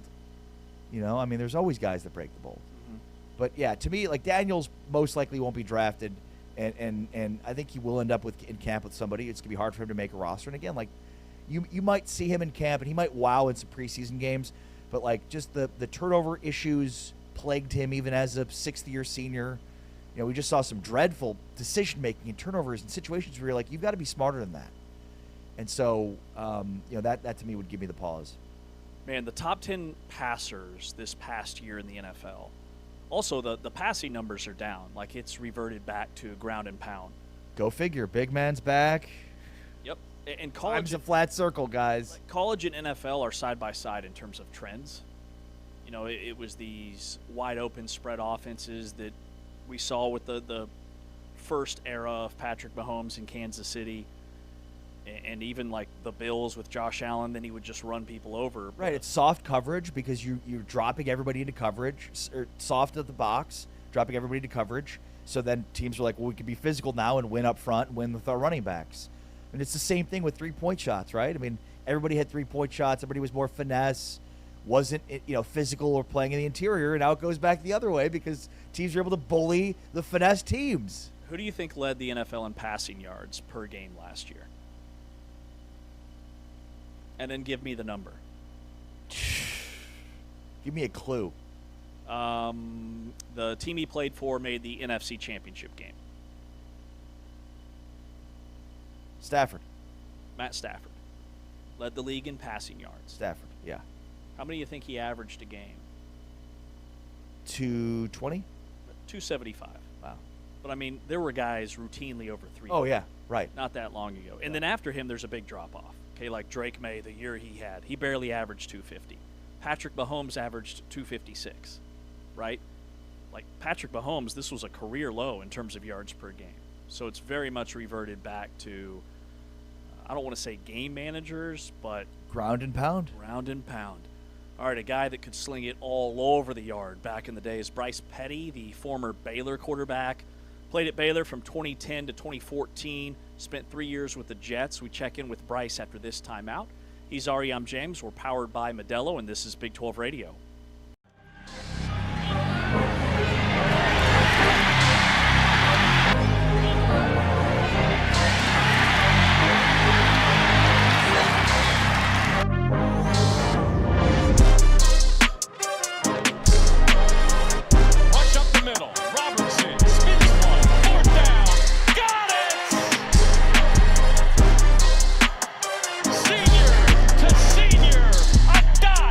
And a potential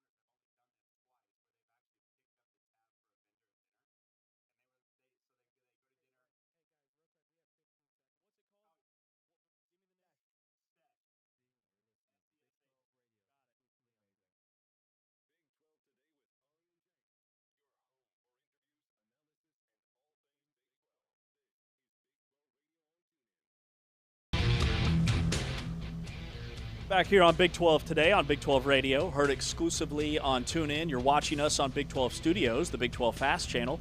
Ari and James with you, and we welcome in the 2013 Big 12 Offensive Player of the Year, former Baylor quarterback Bryce Petty, here on the program. Hey, Bryce, what's up?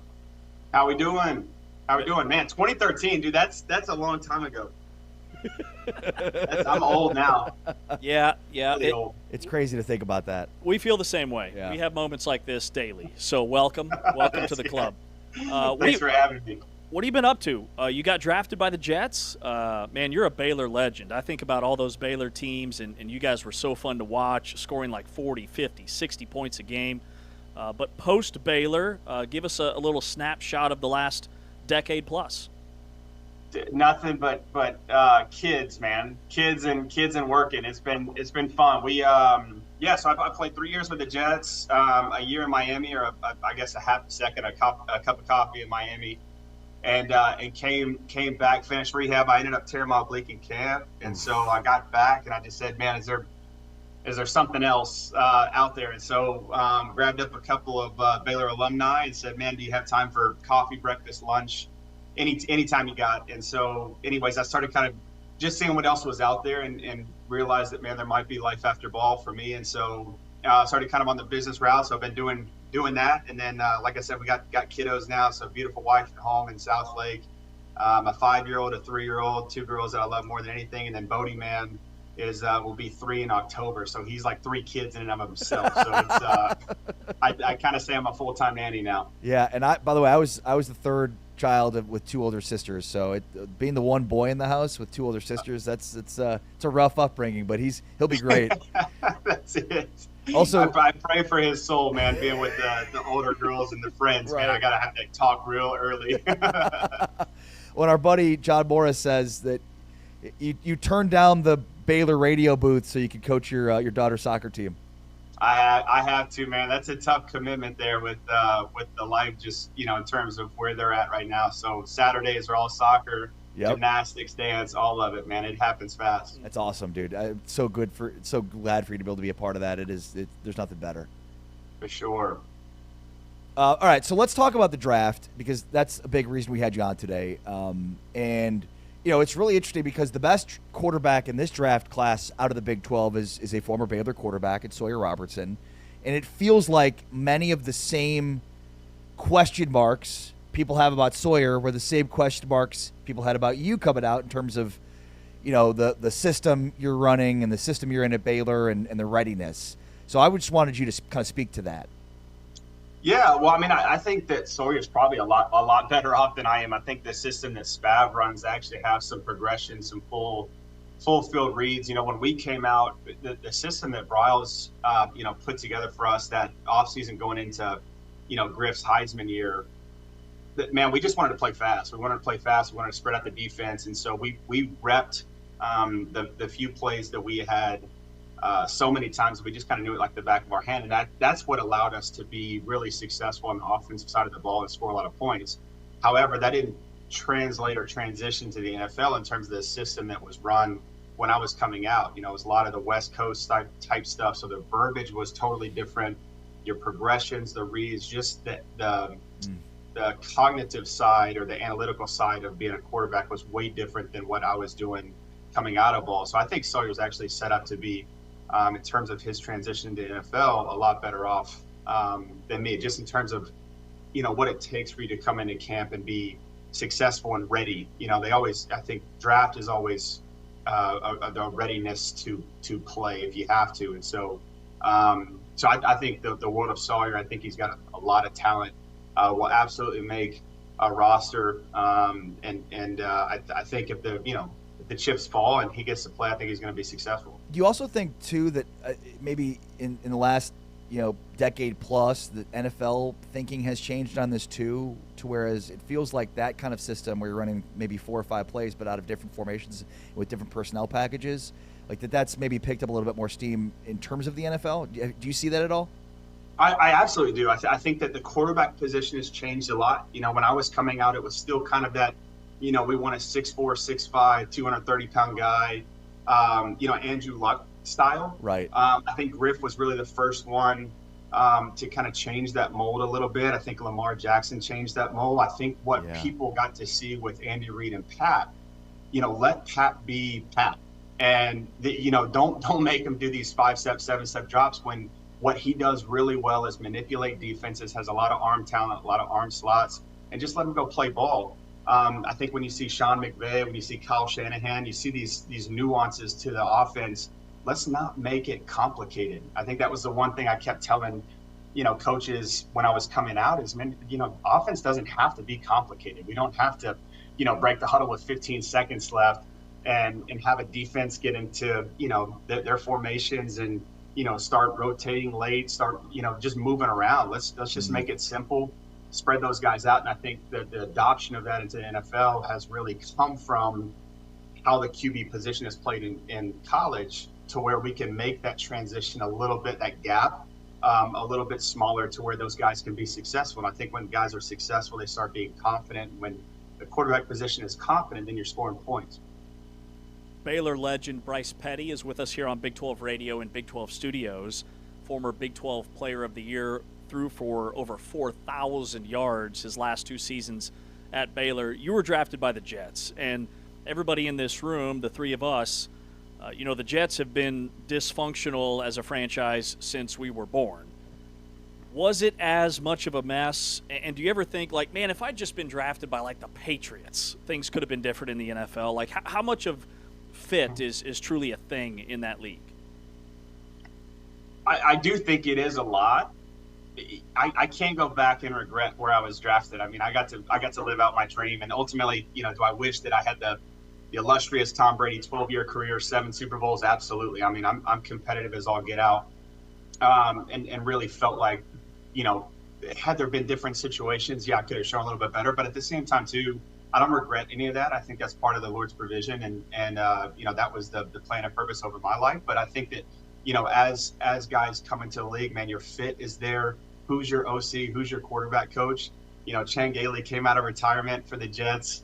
My coaching staff is certainly, there's not many of those guys still in. Whereas, if you do have that opportunity to be a later round draft pick and you get to follow your OC around the league, and ultimately if he becomes a head coach, you just kind of have that natural fit there for some of those programs. That way you already know the offense. So, but that's part of it, man. That's, like I said, it's part of life. It was part of my journey, and certainly something I don't regret, and get to enjoy talking about it now. 34 of 40 for 412 yards and a touchdown against number 9 K-State. I'm sure you remember that game, James. Single game school record for completion percentage. Also 32 of 42, 76% for 387, including 18 straight completions in a win over Oklahoma, 48-14. Baylor's first ever win in Norman. So some impressive games, obviously, for a legendary career, I should say, for Bryce Petty joining us now. What advice would you give to Sawyer Robertson or other quarterbacks, in a similar situation, in terms of, getting drafted, not getting drafted, approach, training camp, that stuff? I think really it's just enjoy the process. It's not something that you can kind of come in and I think a lot of times we as quarterbacks, because there's only one on the field, you throw a lot of expectations on yourself.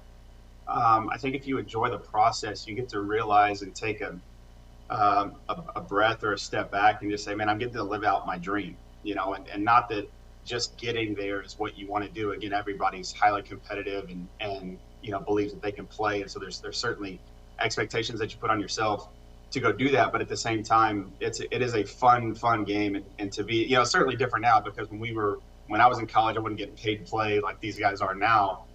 So when I made it to that level, you realize, man, you're getting paid to play something that you did for free and you loved it. And so the whole process is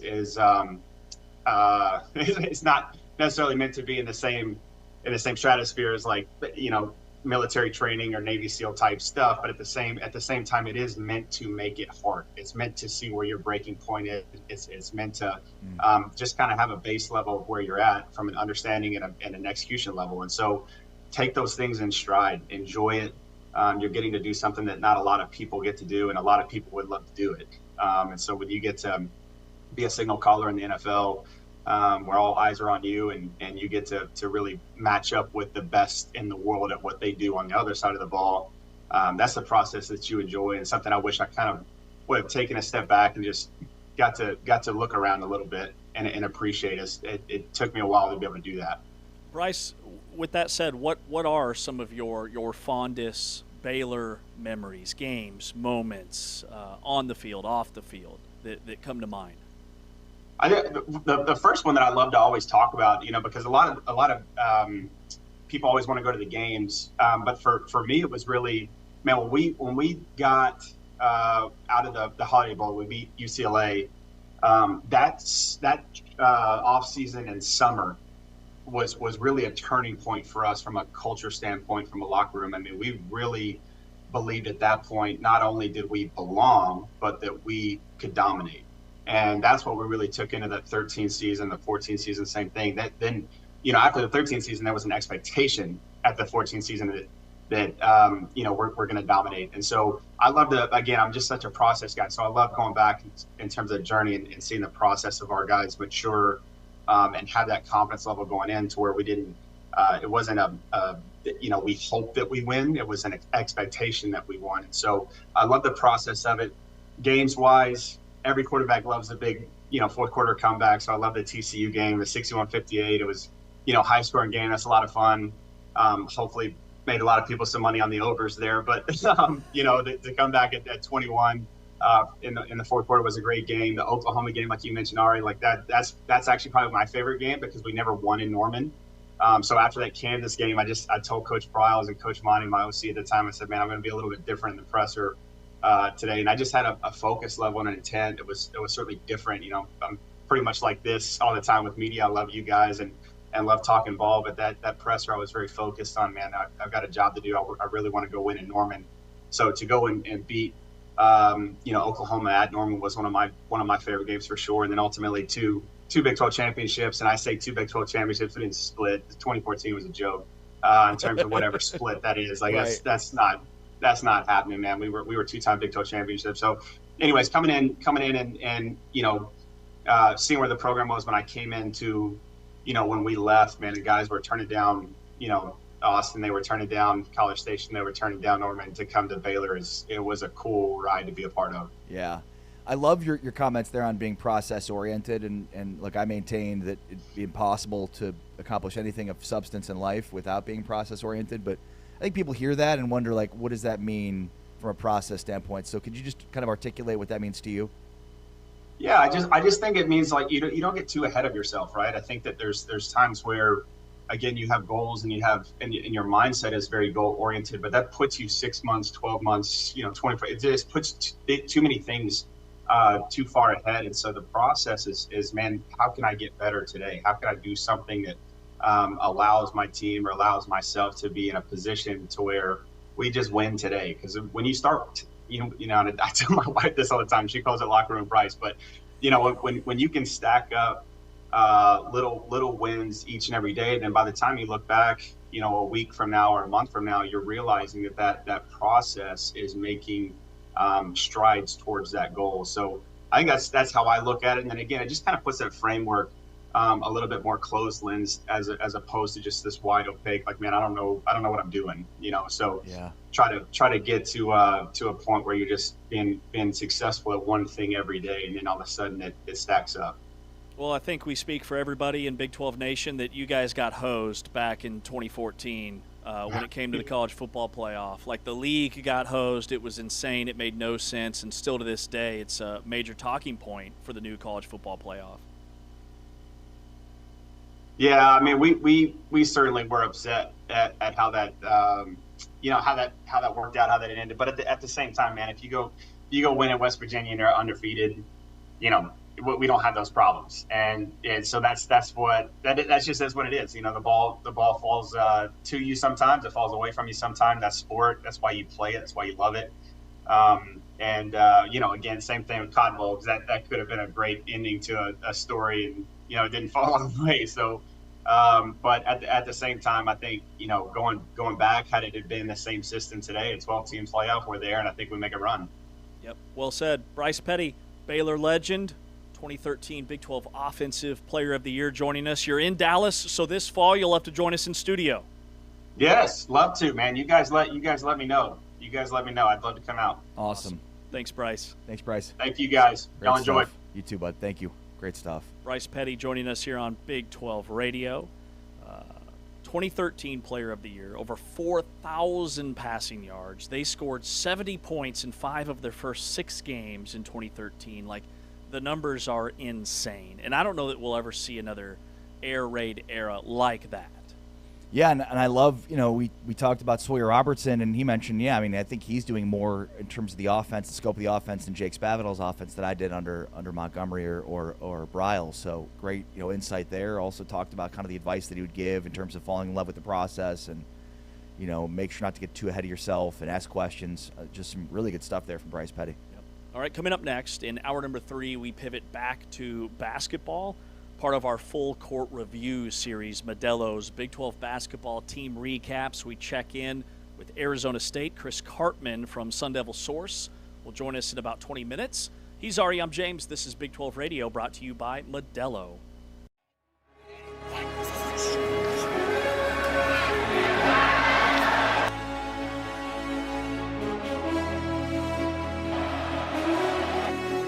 Quickly under center, and it is Daniels in for a touchdown.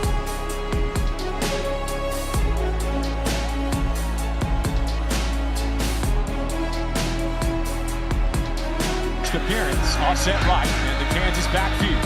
He'll take heat, looking for the edge, and stumbling out of bounds. 7-1 the guy you mentioned on third downs. Here is the motion man.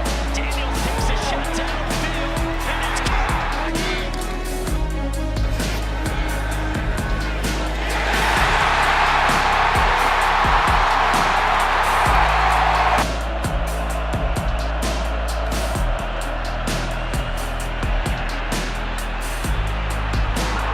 He's been through it quite a long time ago.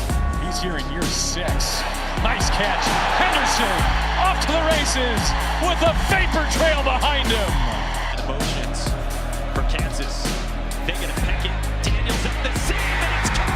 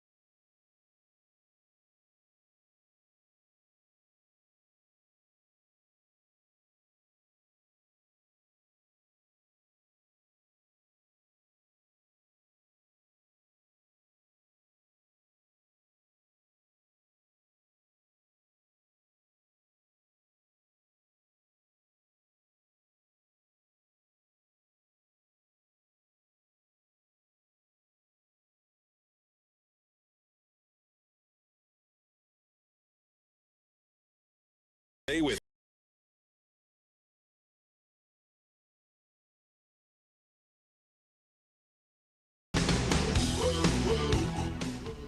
Big 12 today, Big 12 Radio, heard exclusively on TuneIn. Our full court review, Modelo's Big 12 basketball team recaps. We look at Arizona State, 17-16 overall.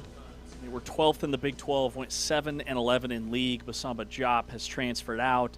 Bobby Hurley, it's the end of the Bobby Hurley era. After 11 seasons, he went to 3 NCAA tournaments, never got out of the first round, and they went 11-27 in conference play across their 2 years in the Big 12. He does finish as the second winningest coach in program history, but the roster empties out. New hire in Randy Bennett, the St. Mary's coach, Mesa, Arizona native, 25 years at St. Mary's. Of the incoming coaches in the Big 12, maybe it's because of his pedigree and his track record and guys from St. Mary's that maybe he brings with him, but I lean Randy Bennett as being the most successful first-year head coach in the league. How about you? Yeah. Wow, you want to start there? So you're out then on K-State? It's too early to tell. Too early to tell. I like some of the portal additions, don't get me wrong. But Kansas State won 3 games last year. Arizona State won 7.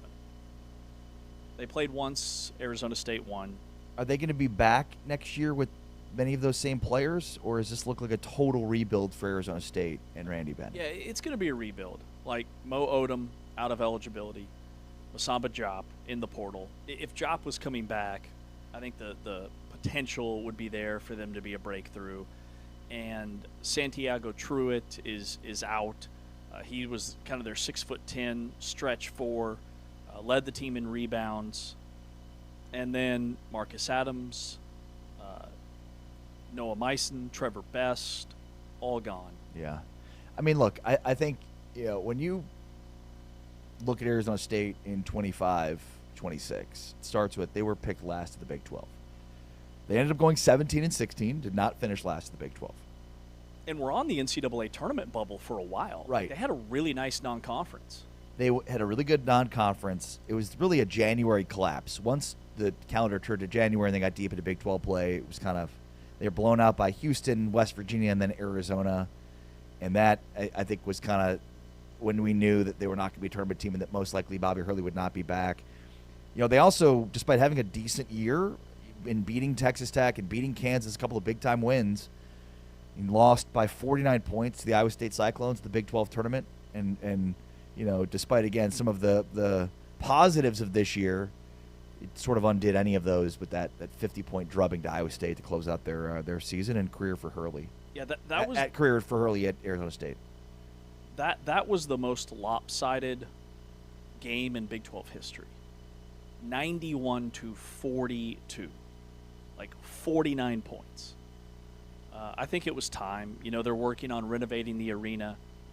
Bobby Hurley, I felt like last year's team actually, to your point, picked dead last, exceeded expectations. The fact that they went 7-11, but it's not enough to give him another year. And remember, a really unique situation where they didn't have to pay a buyout. They didn't give him an extension. They just, that's the end of your contract. We're parting ways. So technically, he didn't even really get fired. He just didn't get brought back for next year. Right. Yeah, I mean, basically like, oh, yeah, your contract's expired. Oh, okay, cool. Like, so we're all good? Right. Like, and to know coming into this season that essentially you're done, right? And for him to get that team to play as connected as possible. They didn't have any, like, off-the-court stuff where 2 years ago B.J. Freeman was getting ejected from games and suspended. Multiple guys missed games for multiple T's in specific contests. This year, they didn't have any of that. Yeah, they started 9-2. And, I mean, wins over Texas and Oklahoma and Santa Clara with losses to USC and Gonzaga. Like, they started off great. They beat a tournament team in Santa Clara. Yeah, and a tournament team in Texas. I mean, so impressive start to the year, but then they took a nosedive. They lost to UCLA, Oregon State, Colorado, and BYU 4 straight. And then they went on to lose 7 of 8. The only win they had in that stretch was the win over K-State. And, I mean, when you look kind of where they went after starting 9-2, I mean, they went 7-13 after starting 9-2. So, a team that again exceeded expectations, but very low expectations. Mo Odom emerged and was really good. Musambi Ajop emerged; he was very good.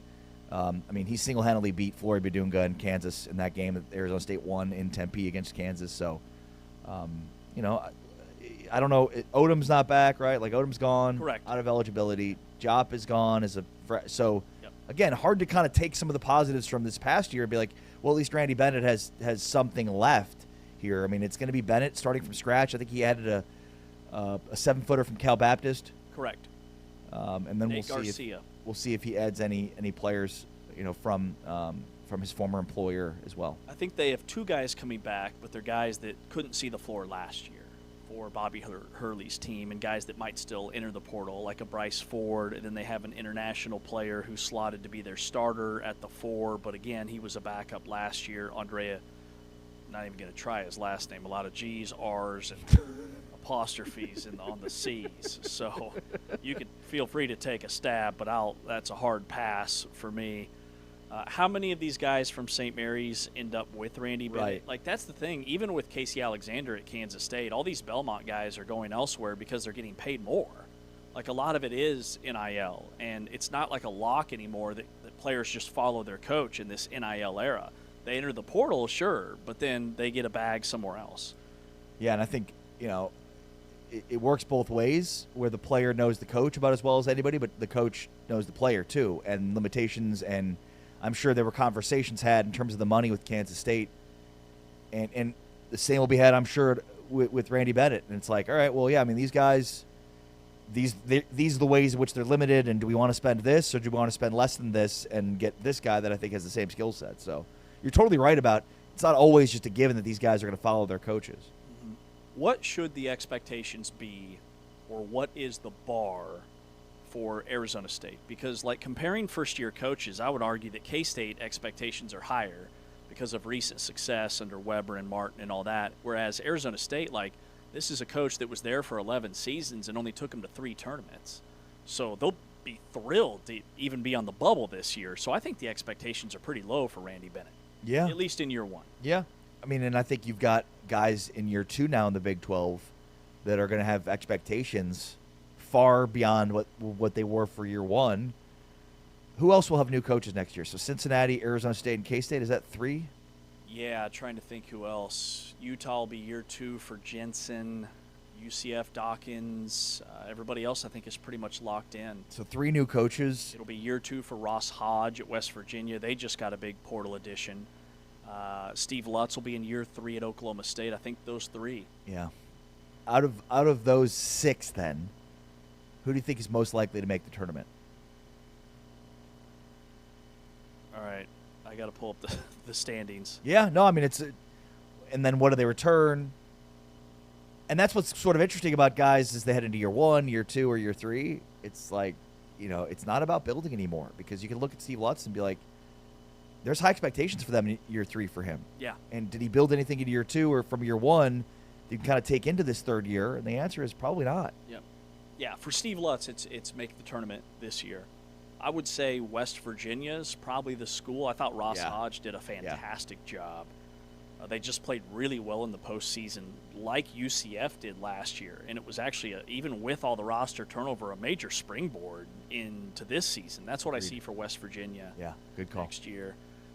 And then I would probably lean, in terms of the first-year head coaches, I'd probably lead Calhoun at Cincinnati. I totally forgot about him. Of all the new coaches coming in, Cincinnati was 9-9. They've been right there. Calhoun has shown that he can win right away. They're actually retaining some players from last year's team that had a lot of potential. Arizona State does have 2 guys committed. They bring in Marcus Vaughns, who was a 4-star, ranked out of high school, committed to LSU, and redshirted. So nobody knows anything about him. He didn't play. He's 6'8", 221, spent time at the NBA Global Academy before he was at LSU. He's an international player. He's Australian, with a name like Marcus Vaughns. He is Australian. Interesting. Then the other guy's the 7-footer you mentioned from Cal Baptist. Did he just gash Flory Badunga in the NCAA tournament? Not to my recollection, no. Do you remember a 7-footer for Cal Baptist? Yes. Nate Garcia, was it him? Yeah. Couldn't tell you anything else. Highlight of the Kansas season. 7 foot, 250 pounds. Had 2 scholarship offers from Cal Baptist and UC Riverside. He's a project. You probably didn't see him because he only played 6 minutes per game. Got it. At Cal Baptist. Got it. Did Only he play in the Kansas game? I don't think so. To my recollection, Cal Baptist's biggest weakness was they didn't have size. And they have a 7-footer on the bench. Yeah. So, but look, I mean, that's what Randy Bennett's going to be doing, right? I mean, he's going to turn projects into star players, and hopefully he retains his talent. Hopefully they've got enough of the coffers for him to retain them, but he did a really good job of doing that at St. Mary's. 589 and 228 and 12 NCAA tournament appearances. Probably not going to happen in year one, but I do think as we talk about teams trying to build something into a second year, we'll see how it goes for Randy Bennett year one. And then, of course, we'll see how it goes into that first offseason, right? Because that will really give us a sense of, are you really building something, or are you just going to be turning over rosters every year? And I will say, I mean, in terms of the hire, 10 out of 10 for Arizona State. I didn't think they could get Randy Bennett. Yeah, it's a great point. So that's a slam dunk hire for them.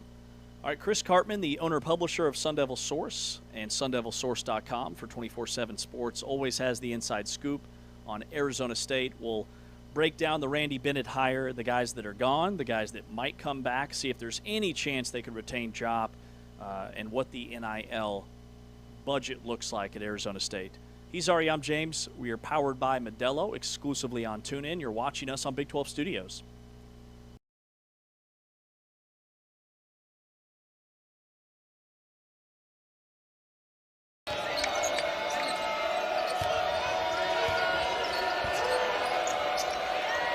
Atwell for 3. His second three-pointer. Odom able to get downhill and finish with the left hand. And it's the turnovers that have kept just so pure on that release. Here's Jop. Get a 3 to give Arizona State the lead at halftime. High-level dunks. Played against him when he was at UNLV. Unbelievable player. Oh, my goodness. He tried to throw that down. He tried to do a 360. Oh, my gosh. Meanwhile, Odom has taken away a lot of the opportunities that KT Tompkins had. Jop with his first block of the game. McCabe swatted back. What an acrobatic play by Bamboyen. On the other, Houston with the block. Arizona State milking the shot clock. It's down to 5. Odom with 3. Has to put it up. Launches a long time. Drops in. He gets it across the timeline. A 12-second difference in the game and shot clocks. A steal by Anderson. In the open floor. Takes it in and lays it home. And it's a 2-point game. And maybe a team to watch here down the stretch and in the Big 12 tournament. While Texas Tech, after beating Arizona on Saturday, 72 hours later, falls in Tempe to unrank Arizona State, 72-67.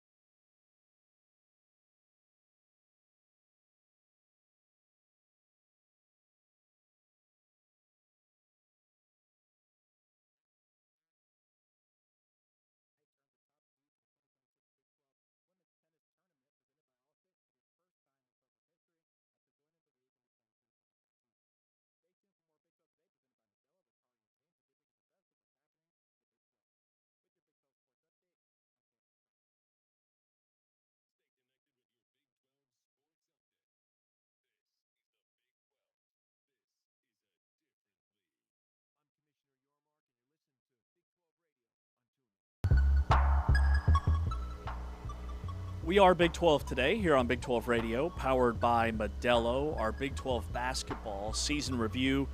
We highlight the Arizona State Sun Devils today. With Ari Timken, I'm James Westling, and we welcome in Chris Karpman, the owner-publisher of SunDevilSource.com. Hey, Chris, good morning.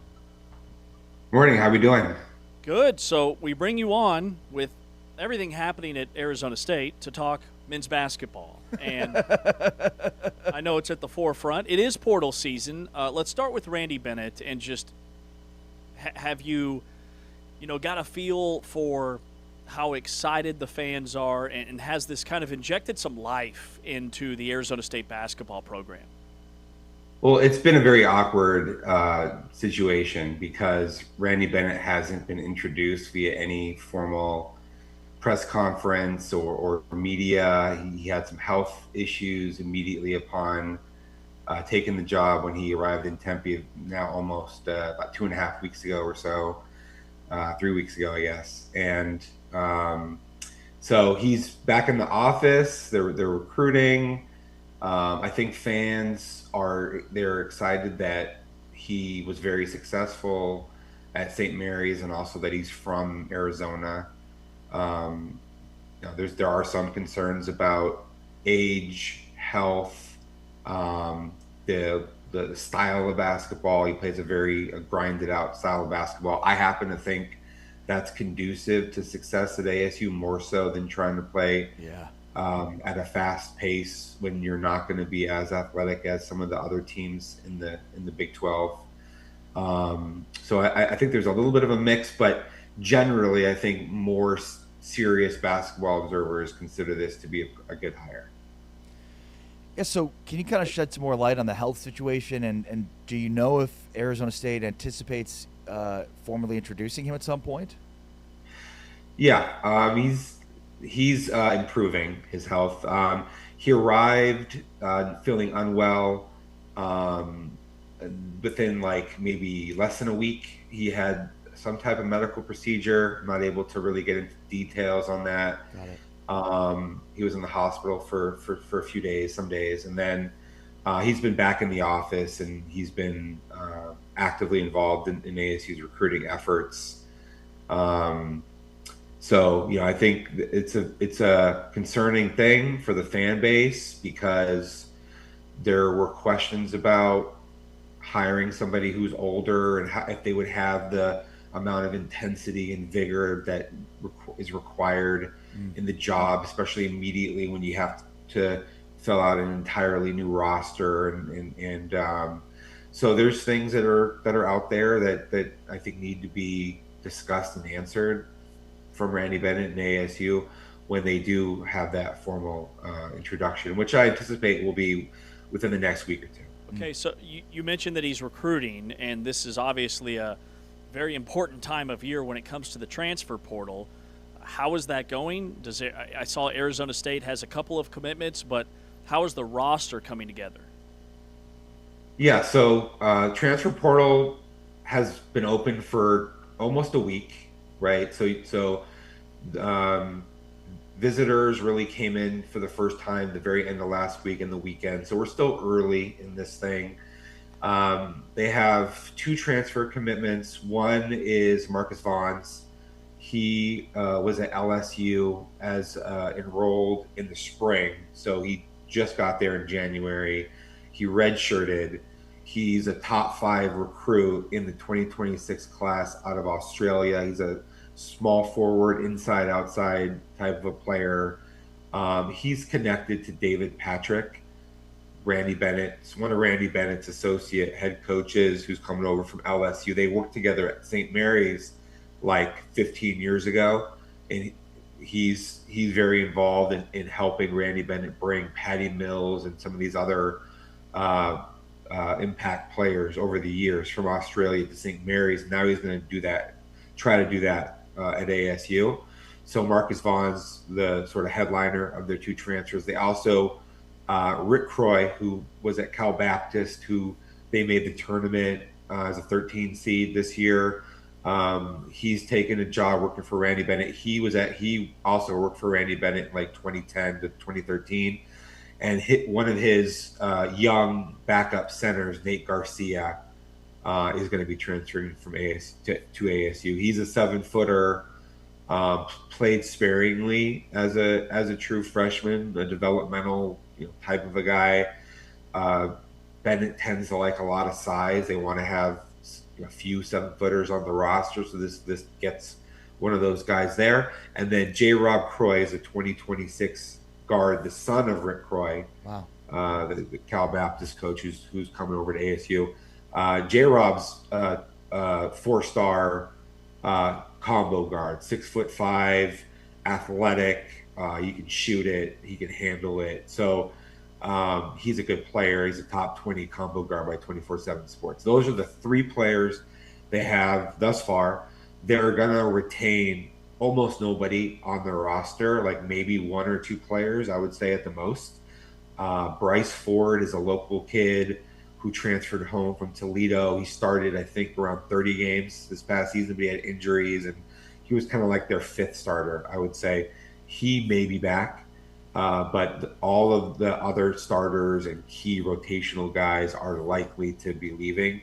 Andre Gerbevich hasn't entered the portal yet, but really had been competitive, right? Like they weren't floundering and a doormat that everybody kind of walked over. So the expectation in the first year, like if I go back to that, like Bobby Hurley had rebuilt ASU's roster the last couple of years because he lost most of his best players via the transfer portal, and they still were very competitive, top 75 NCAA net team.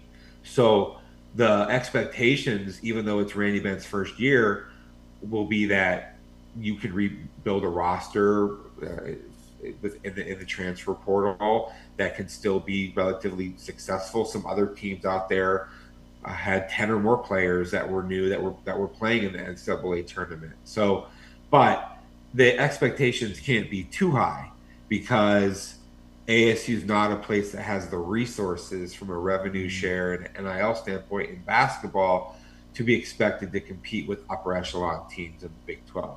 So I would say level setting is if you're a middle of the road Big 12 team out of 16 teams, that's a pretty good first year for Randy Bennett. We could have to calibrate that a little bit up or down based upon what happens with the roster. Chris Cartman from Sun Devil Source is with us here on Big 12 Radio. So was the NIL discussion a major talking point when Randy Bennett was hired, and where do you think that NIL budget is at? So I've heard that it was not something that prevented him from taking the job at ASU, even knowing that ASU wasn't going to be in that top tier, or maybe not even the top 2 tiers in the Big 12. My understanding is Randy Bennett felt like he achieved at St. Mary's at a very high level despite not having that many resources, and that even continuing on in the NIL era. And so he wasn't maybe as concerned about that as other candidates might have been. And that's also a factor on why he probably ended up at ASU. As far as what that number looks like, I think that is still developing. They're working to try to bring in some additional dollars that would help their first year roster build. I think most competitive Big 12 teams are in the $8 to $12 million range. Some are maybe more than that. ASU's not going to be at $8 million. I think my guess is it might be like $5 to $7 million type of a roster when all is said and done. It could be a little bit better than that potentially, probably not much worse. But no, there is. It's like when Masamba Diop is worth probably a couple $1 million, right? And Gonzaga is like a school where there's like a high chance that he might end up there, from what I understand. But it's hard to allocate that amount of money to a player like that and then still be able to build out the rest of your roster when he is making up 30%, 35, 40%, who knows, of what their roster cost actually ends up being. And that's why they're going to have to moneyball this thing to a large extent with players that are from international markets and the transfer portal that they feel like really fit their scheme. Have you caught baseball fever yet, Chris? Listen, I've been watching almost every ASU baseball game. I've only been to a couple, but I've been, we got spring football going on and the transfer portal, but I usually am watching while I'm doing other stuff. And I usually have somebody who, like an intern or somebody part-timer who works for me that's at one of these games, at all these games. Landon Hairston is on a absolute terror that I have not seen in the BB Core era, which is like basically this century. He's got Barry Bonds type numbers for another Arizona State alum. They actually call him Harry Bonds. That's amazing. Because it's Landon Hairston, Harry, H-A-R-Y. So which is funny, right? But he's 4 away now from tying the all-time ASU home run record, and there's like 19 or 20 games left. So he's homering at a rate of like 1 per 7 at bats, which has never been done at ASU among the best home run hitters. And ASU is one of the most prominent baseball schools historically, going back 5+ decades. So this is basically unprecedented. He's almost for sure going to break the record. He's probably going to have 30+ home runs. That's something that maybe only happens a couple of times a year nationally. And you would have to say, like, he's a true sophomore. He's probably the best true sophomore hitter in the country. Yeah. So, and he's a homegrown product. So ASU, took 2 or 3 from Utah. They're going to be a tournament team. They're ranked. But at ASU, the standard is hosting a regional, is the standard historically. And they have a lot of work to do. They're going to have to make a lot of headway for that to be possible. But we'll see how the rest of the way goes. How about Arizona State football? I understand Kenny Dillingham was not happy with a recent practice or scrimmage. What's going on there? Yeah, Newton's law, right? If one thing is going great, there's a equal but opposite reaction on the other side. And so ASU ran for like 350 yards in this scrimmage, in which 3 players, Carde Mack, Demarius Man Robinson, and Marquise Gillis, each had a 60+ yard touchdown run. The problem, though, of course, is that means that there is some gap fit and some tackling issues that were part of it. And then they also had a extensive pass rush segment where it was a lot of blitzing and third downs, and the protections weren't very good. You're getting your backs and your tight ends all up to speed with your protections, and the quarterback has to get the ball out hot. So it's not just your offensive line, it's kind of everything together. It didn't function as well as they hoped at this point. I will say overall, though, this has been a pretty impressive spring ball for ASU. I think that they're going to be a little bit slept on, a little bit underrated this year. I think the over-under is like 6.5. The team looks a little bit better than that talent-wise. It's going to come down ultimately, I think, to quarterback play. That's usually the case, especially taking care of the football, because at wide receiver, ASU's loaded. Reed Harris looks like a potential future first-rounder. Omarion Miller might be. Raiden Vinesbright is an NFL draft future guy as a receiver transferring in from Washington. They have 3 legitimate dudes. Yeah. And they're actually not as much of a drop-off as I had expected at some of the key positions where they lost guys, especially linebacker and defensive end. So, this is going to be interesting how this team shapes up by the time we get into August. Did you say 6.5 on the over-under? That's insane. It's a tough schedule, very tough, I would say. They play at Texas A&M, followed by traveling to London to play Kansas, and then later in the schedule, they have to play at BYU and at Texas Tech, and they have the final 9 games of the season without a bye. So I think the schedule is a part of it, but what I think the way I would characterize this is that this looks very much like a bowl team. Like, I'd be surprised if this isn't a bowl team right now. Yeah. So that means that you don't have that much more to get to the over on a 6.5. Right. Great point. Kenny Dillingham can find 7 wins in his sleep. Yeah. Awesome stuff. All right, Chris Cartman, Sun Devil Source. Appreciate your time, Chris. Always great to hear from you. Thanks, Chris. My pleasure. See you. Thanks. Chris Cartman, owner-publisher of Sun Devil Source and sundevilsource.com. The inside track on all things Arizona State, talking men's basketball, baseball, football.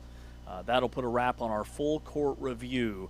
Modelo's Big 12 basketball team recaps for Arizona State. We wrap up the show with the final whistle coming up next. He's Ari, I'm James. This is Big 12 Radio.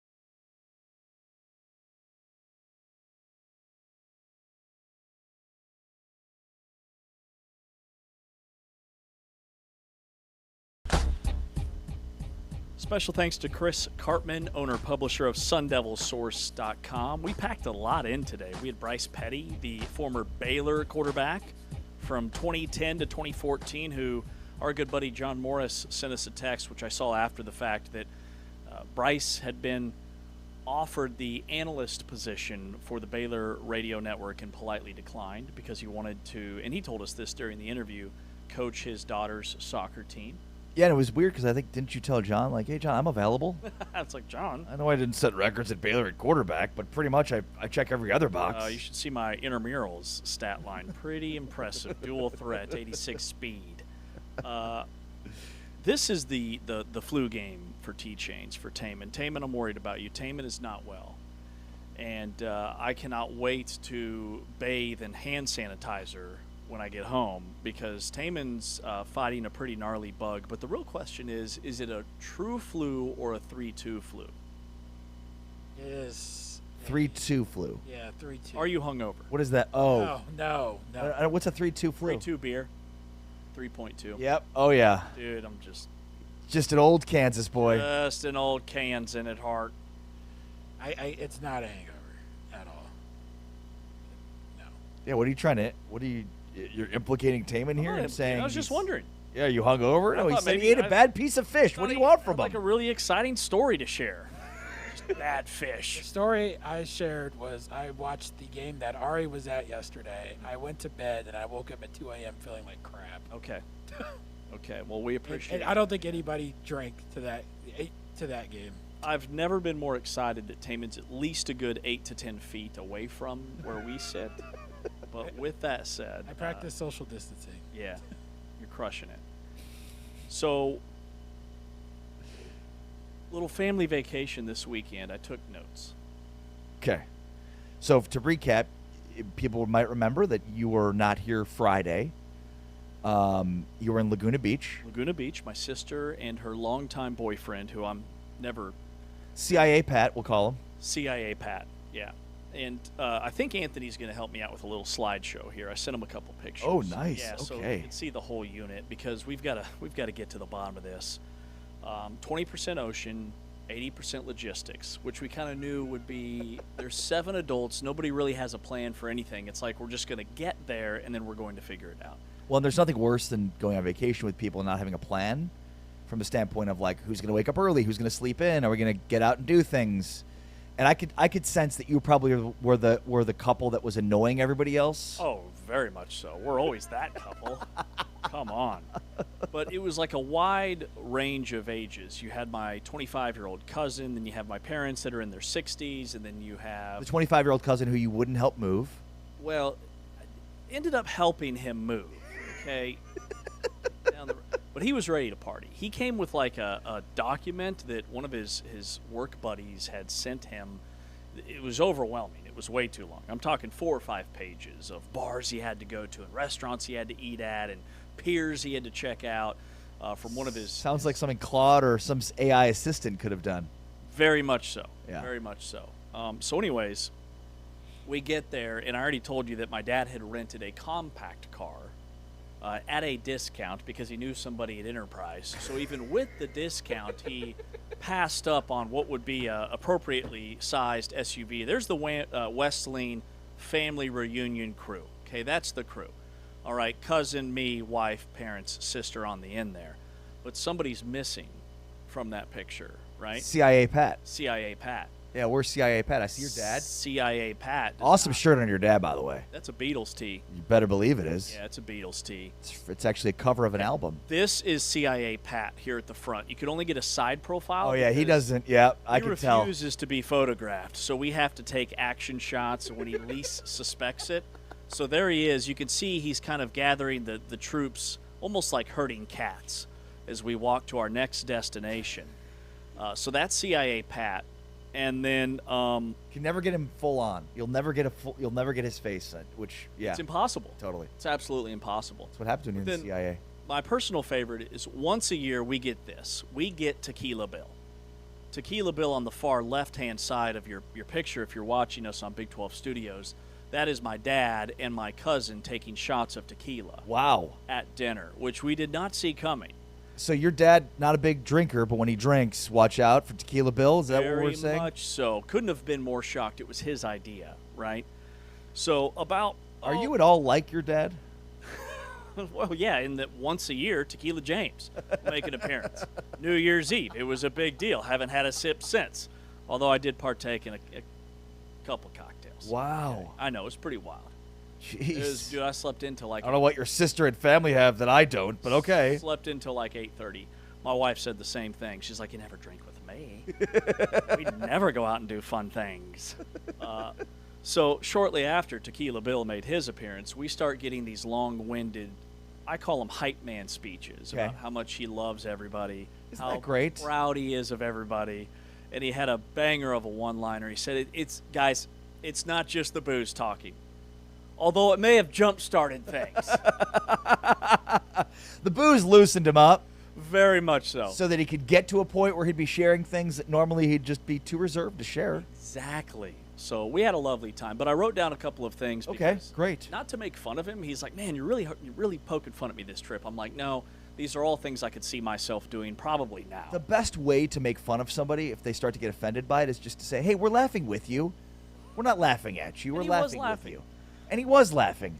Occasionally you'll get the pushback of like, well, I'm not laughing. And it's like, well, maybe you should start laughing. Right. There's a lot to laugh about, okay? Yeah, don't think I didn't see the Big Bird text. We'll discuss that later. Okay. And then another thing I'm excited to share. So we get in the rental car, and we're turning left. He's driving. Was very particular about who could be behind the wheel of the rental car. Yeah, of course. It's under his name. It's under his name. Right. But he's on the left side of the center line and facing oncoming traffic, and we said, this is not a turning lane. Like there's oncoming traffic. Tequila Bill, yeah, this is pre-Tequila Bill, I will say. You're dead man walking. He just swivels into a spot and says, I'm making my own rules. Clearly had no idea that he was not in a turning lane.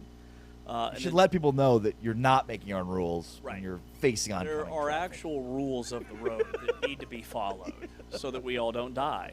Very concerned at that point. You can't really make your own rules of the road and not let other people know about them. You kind of need to let everybody know about there's these. not just like a mass signal you can send out to everybody. By the way, now we're all driving to the opposite side of the road, so have at it. And then, okay, this is something that I really gave him a hard time about, but totally would do this. And I think maybe you would too. We'll get Taman's thoughts. Okay, so we're going to this really nice restaurant on the pier up against the water. We get there, and we pull into the parking lot that looks like it's designated for the restaurant. There's a ton of spots open, right? Turns out it's valet. It's $10 to park valet. So he zips into the lot, and then we notify him that this is valet only. He says, oh, we're not doing that. We're not doing that. So he zips by the valet guys, just circles right by him, gives them a little Oh, of wave. course. Yeah, we'll see you later, guys. Yep. We're going to find a better free spot. So we circle around for several minutes. There's no parking elsewhere to be found. We pull into another lot, a good 200 or 300 yards away. Pulls in, parks, turns out that's a valet lot for a totally different restaurant. So we end up parking valet for a restaurant we did not eat at so that he could save $3. So it's cheaper valet at the other restaurant? $7, but had to walk a good, like I said, probably 3 football fields. Got it.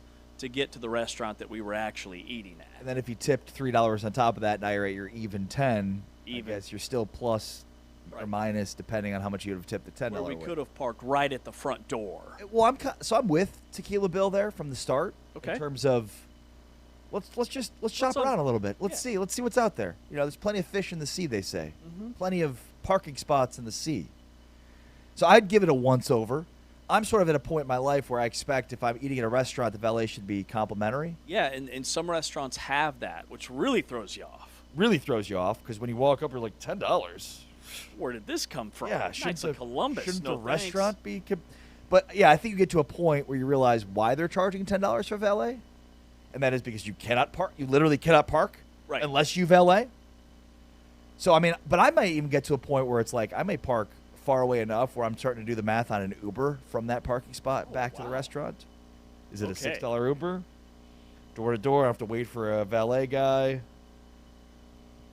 So you would park somewhere else and Uber to the restaurant. Depending on the math. Okay. I'm a math guy. You know that. I knew it. I wrote this story down specifically because I knew that this was right up your alley. I'm big into the chase. You know, I'm all about the chase. So I'm Right. trying to find that parking spot, you know? Like, I got to find it. I'm committed to finding it. That's kind of an amazing idea, actually. Hey, the math ain't mathin'. If it's a $5 Uber ride and I don't have to wait for the valet and then somebody else isn't taking my car, it's checkers, not chess. Yeah. Chess, not checkers. You're ahead of it, dude. Thank you. And then he was very concerned about the rental car. It was in his name. Nobody else could drive it. My wife drove it. I thought he was going to have a panic attack. I actually drove Tequila Bill back to his Airbnb. Turns out there was only one person who dinged the rental car. And it was Tequila Bill? It was Tequila Bill. It was him.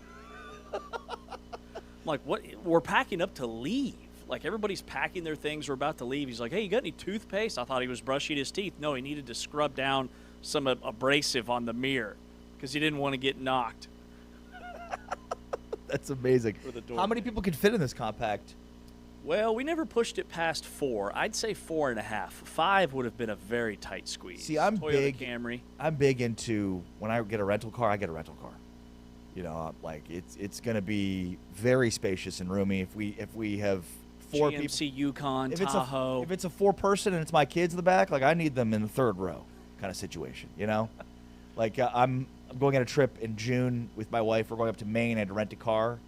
I actually did Turo for that, which is you kind of it's like the Airbnb of cars, car rental. We've Turoed for weeks. I was looking at like Porsches and like Lamborghinis and ended up with an Audi. So I did end up going a little bit more budget friendly, but still it's like 2 of us and I'm like, I need a lot of space. It's got to be an SUV. I always over evaluate space. I feel like it's my mentality in tents. If they say it's a 4-person tent, what they really mean is it's a 2-person tent. Mm-hmm. So you got to go like 8-person tent to get like a family of 4 in. Now, would you ever rent your vehicle out? No.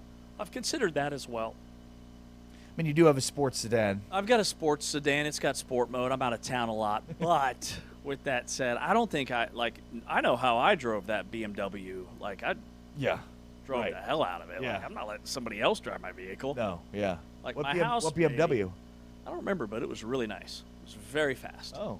Yeah, we had it for like a week or two. Just to impress somebody, or what was My wife got it on Turo. Which you just was like, yeah. Car in the shop. Yeah, Oh, no, got it. car in the shop. Got it. Car in the See, shop. I thought it was just like, yeah, let's mix it up. Let's get a BMW. Little transmission issue. So, but yeah, she got a Beamer for like half the price that you get a rental car. That's an underrated thing. The big thing is, should we do a little rooming together during the World Cup so that one of us can make some money in our house for an Airbnb situation? How much are those going for? Thousands of dollars. What? Thousands of dollars. Yeah, I mean, you could pay your mortgage for a few months based on a few weeks with the World Cup in town. I'll stay in a hotel. Yeah. Well, that's the problem. That you're hotels. back to the problem at large here is the reason the availability is so important. Yeah, we could check up. Yeah. Split the proceeds. Oh no, I didn't say anything about that. Oh. No, we're just going to be staying at your house. Taman, you in? Taman's in. I'm down. He's down. He's down. Just don't bring any of that fish. Yeah. Well, Taman is TBD for tomorrow's show. Great job today, T-Chains. We had Chris Cartman, Sun Devil source. We had Bryce Petty, former Baylor quarterback, and Brian Rauf, the National College Basketball writer, for Basketball Review. Coming up tomorrow, we look at West Virginia and UCF, their NFL draft prospects and rookie campaigns from last year, and then we highlight running backs, part of our From Saturdays to Sundays Big 12 and NFL Draft preview series powered by Modelo. For Ari Timken, for T-Chains, for Anthony behind the scenes on the video side, Anthony Smith, our video producer, I'm James Westlane, but for now we're out. We're back tomorrow, same time, same place. Peace.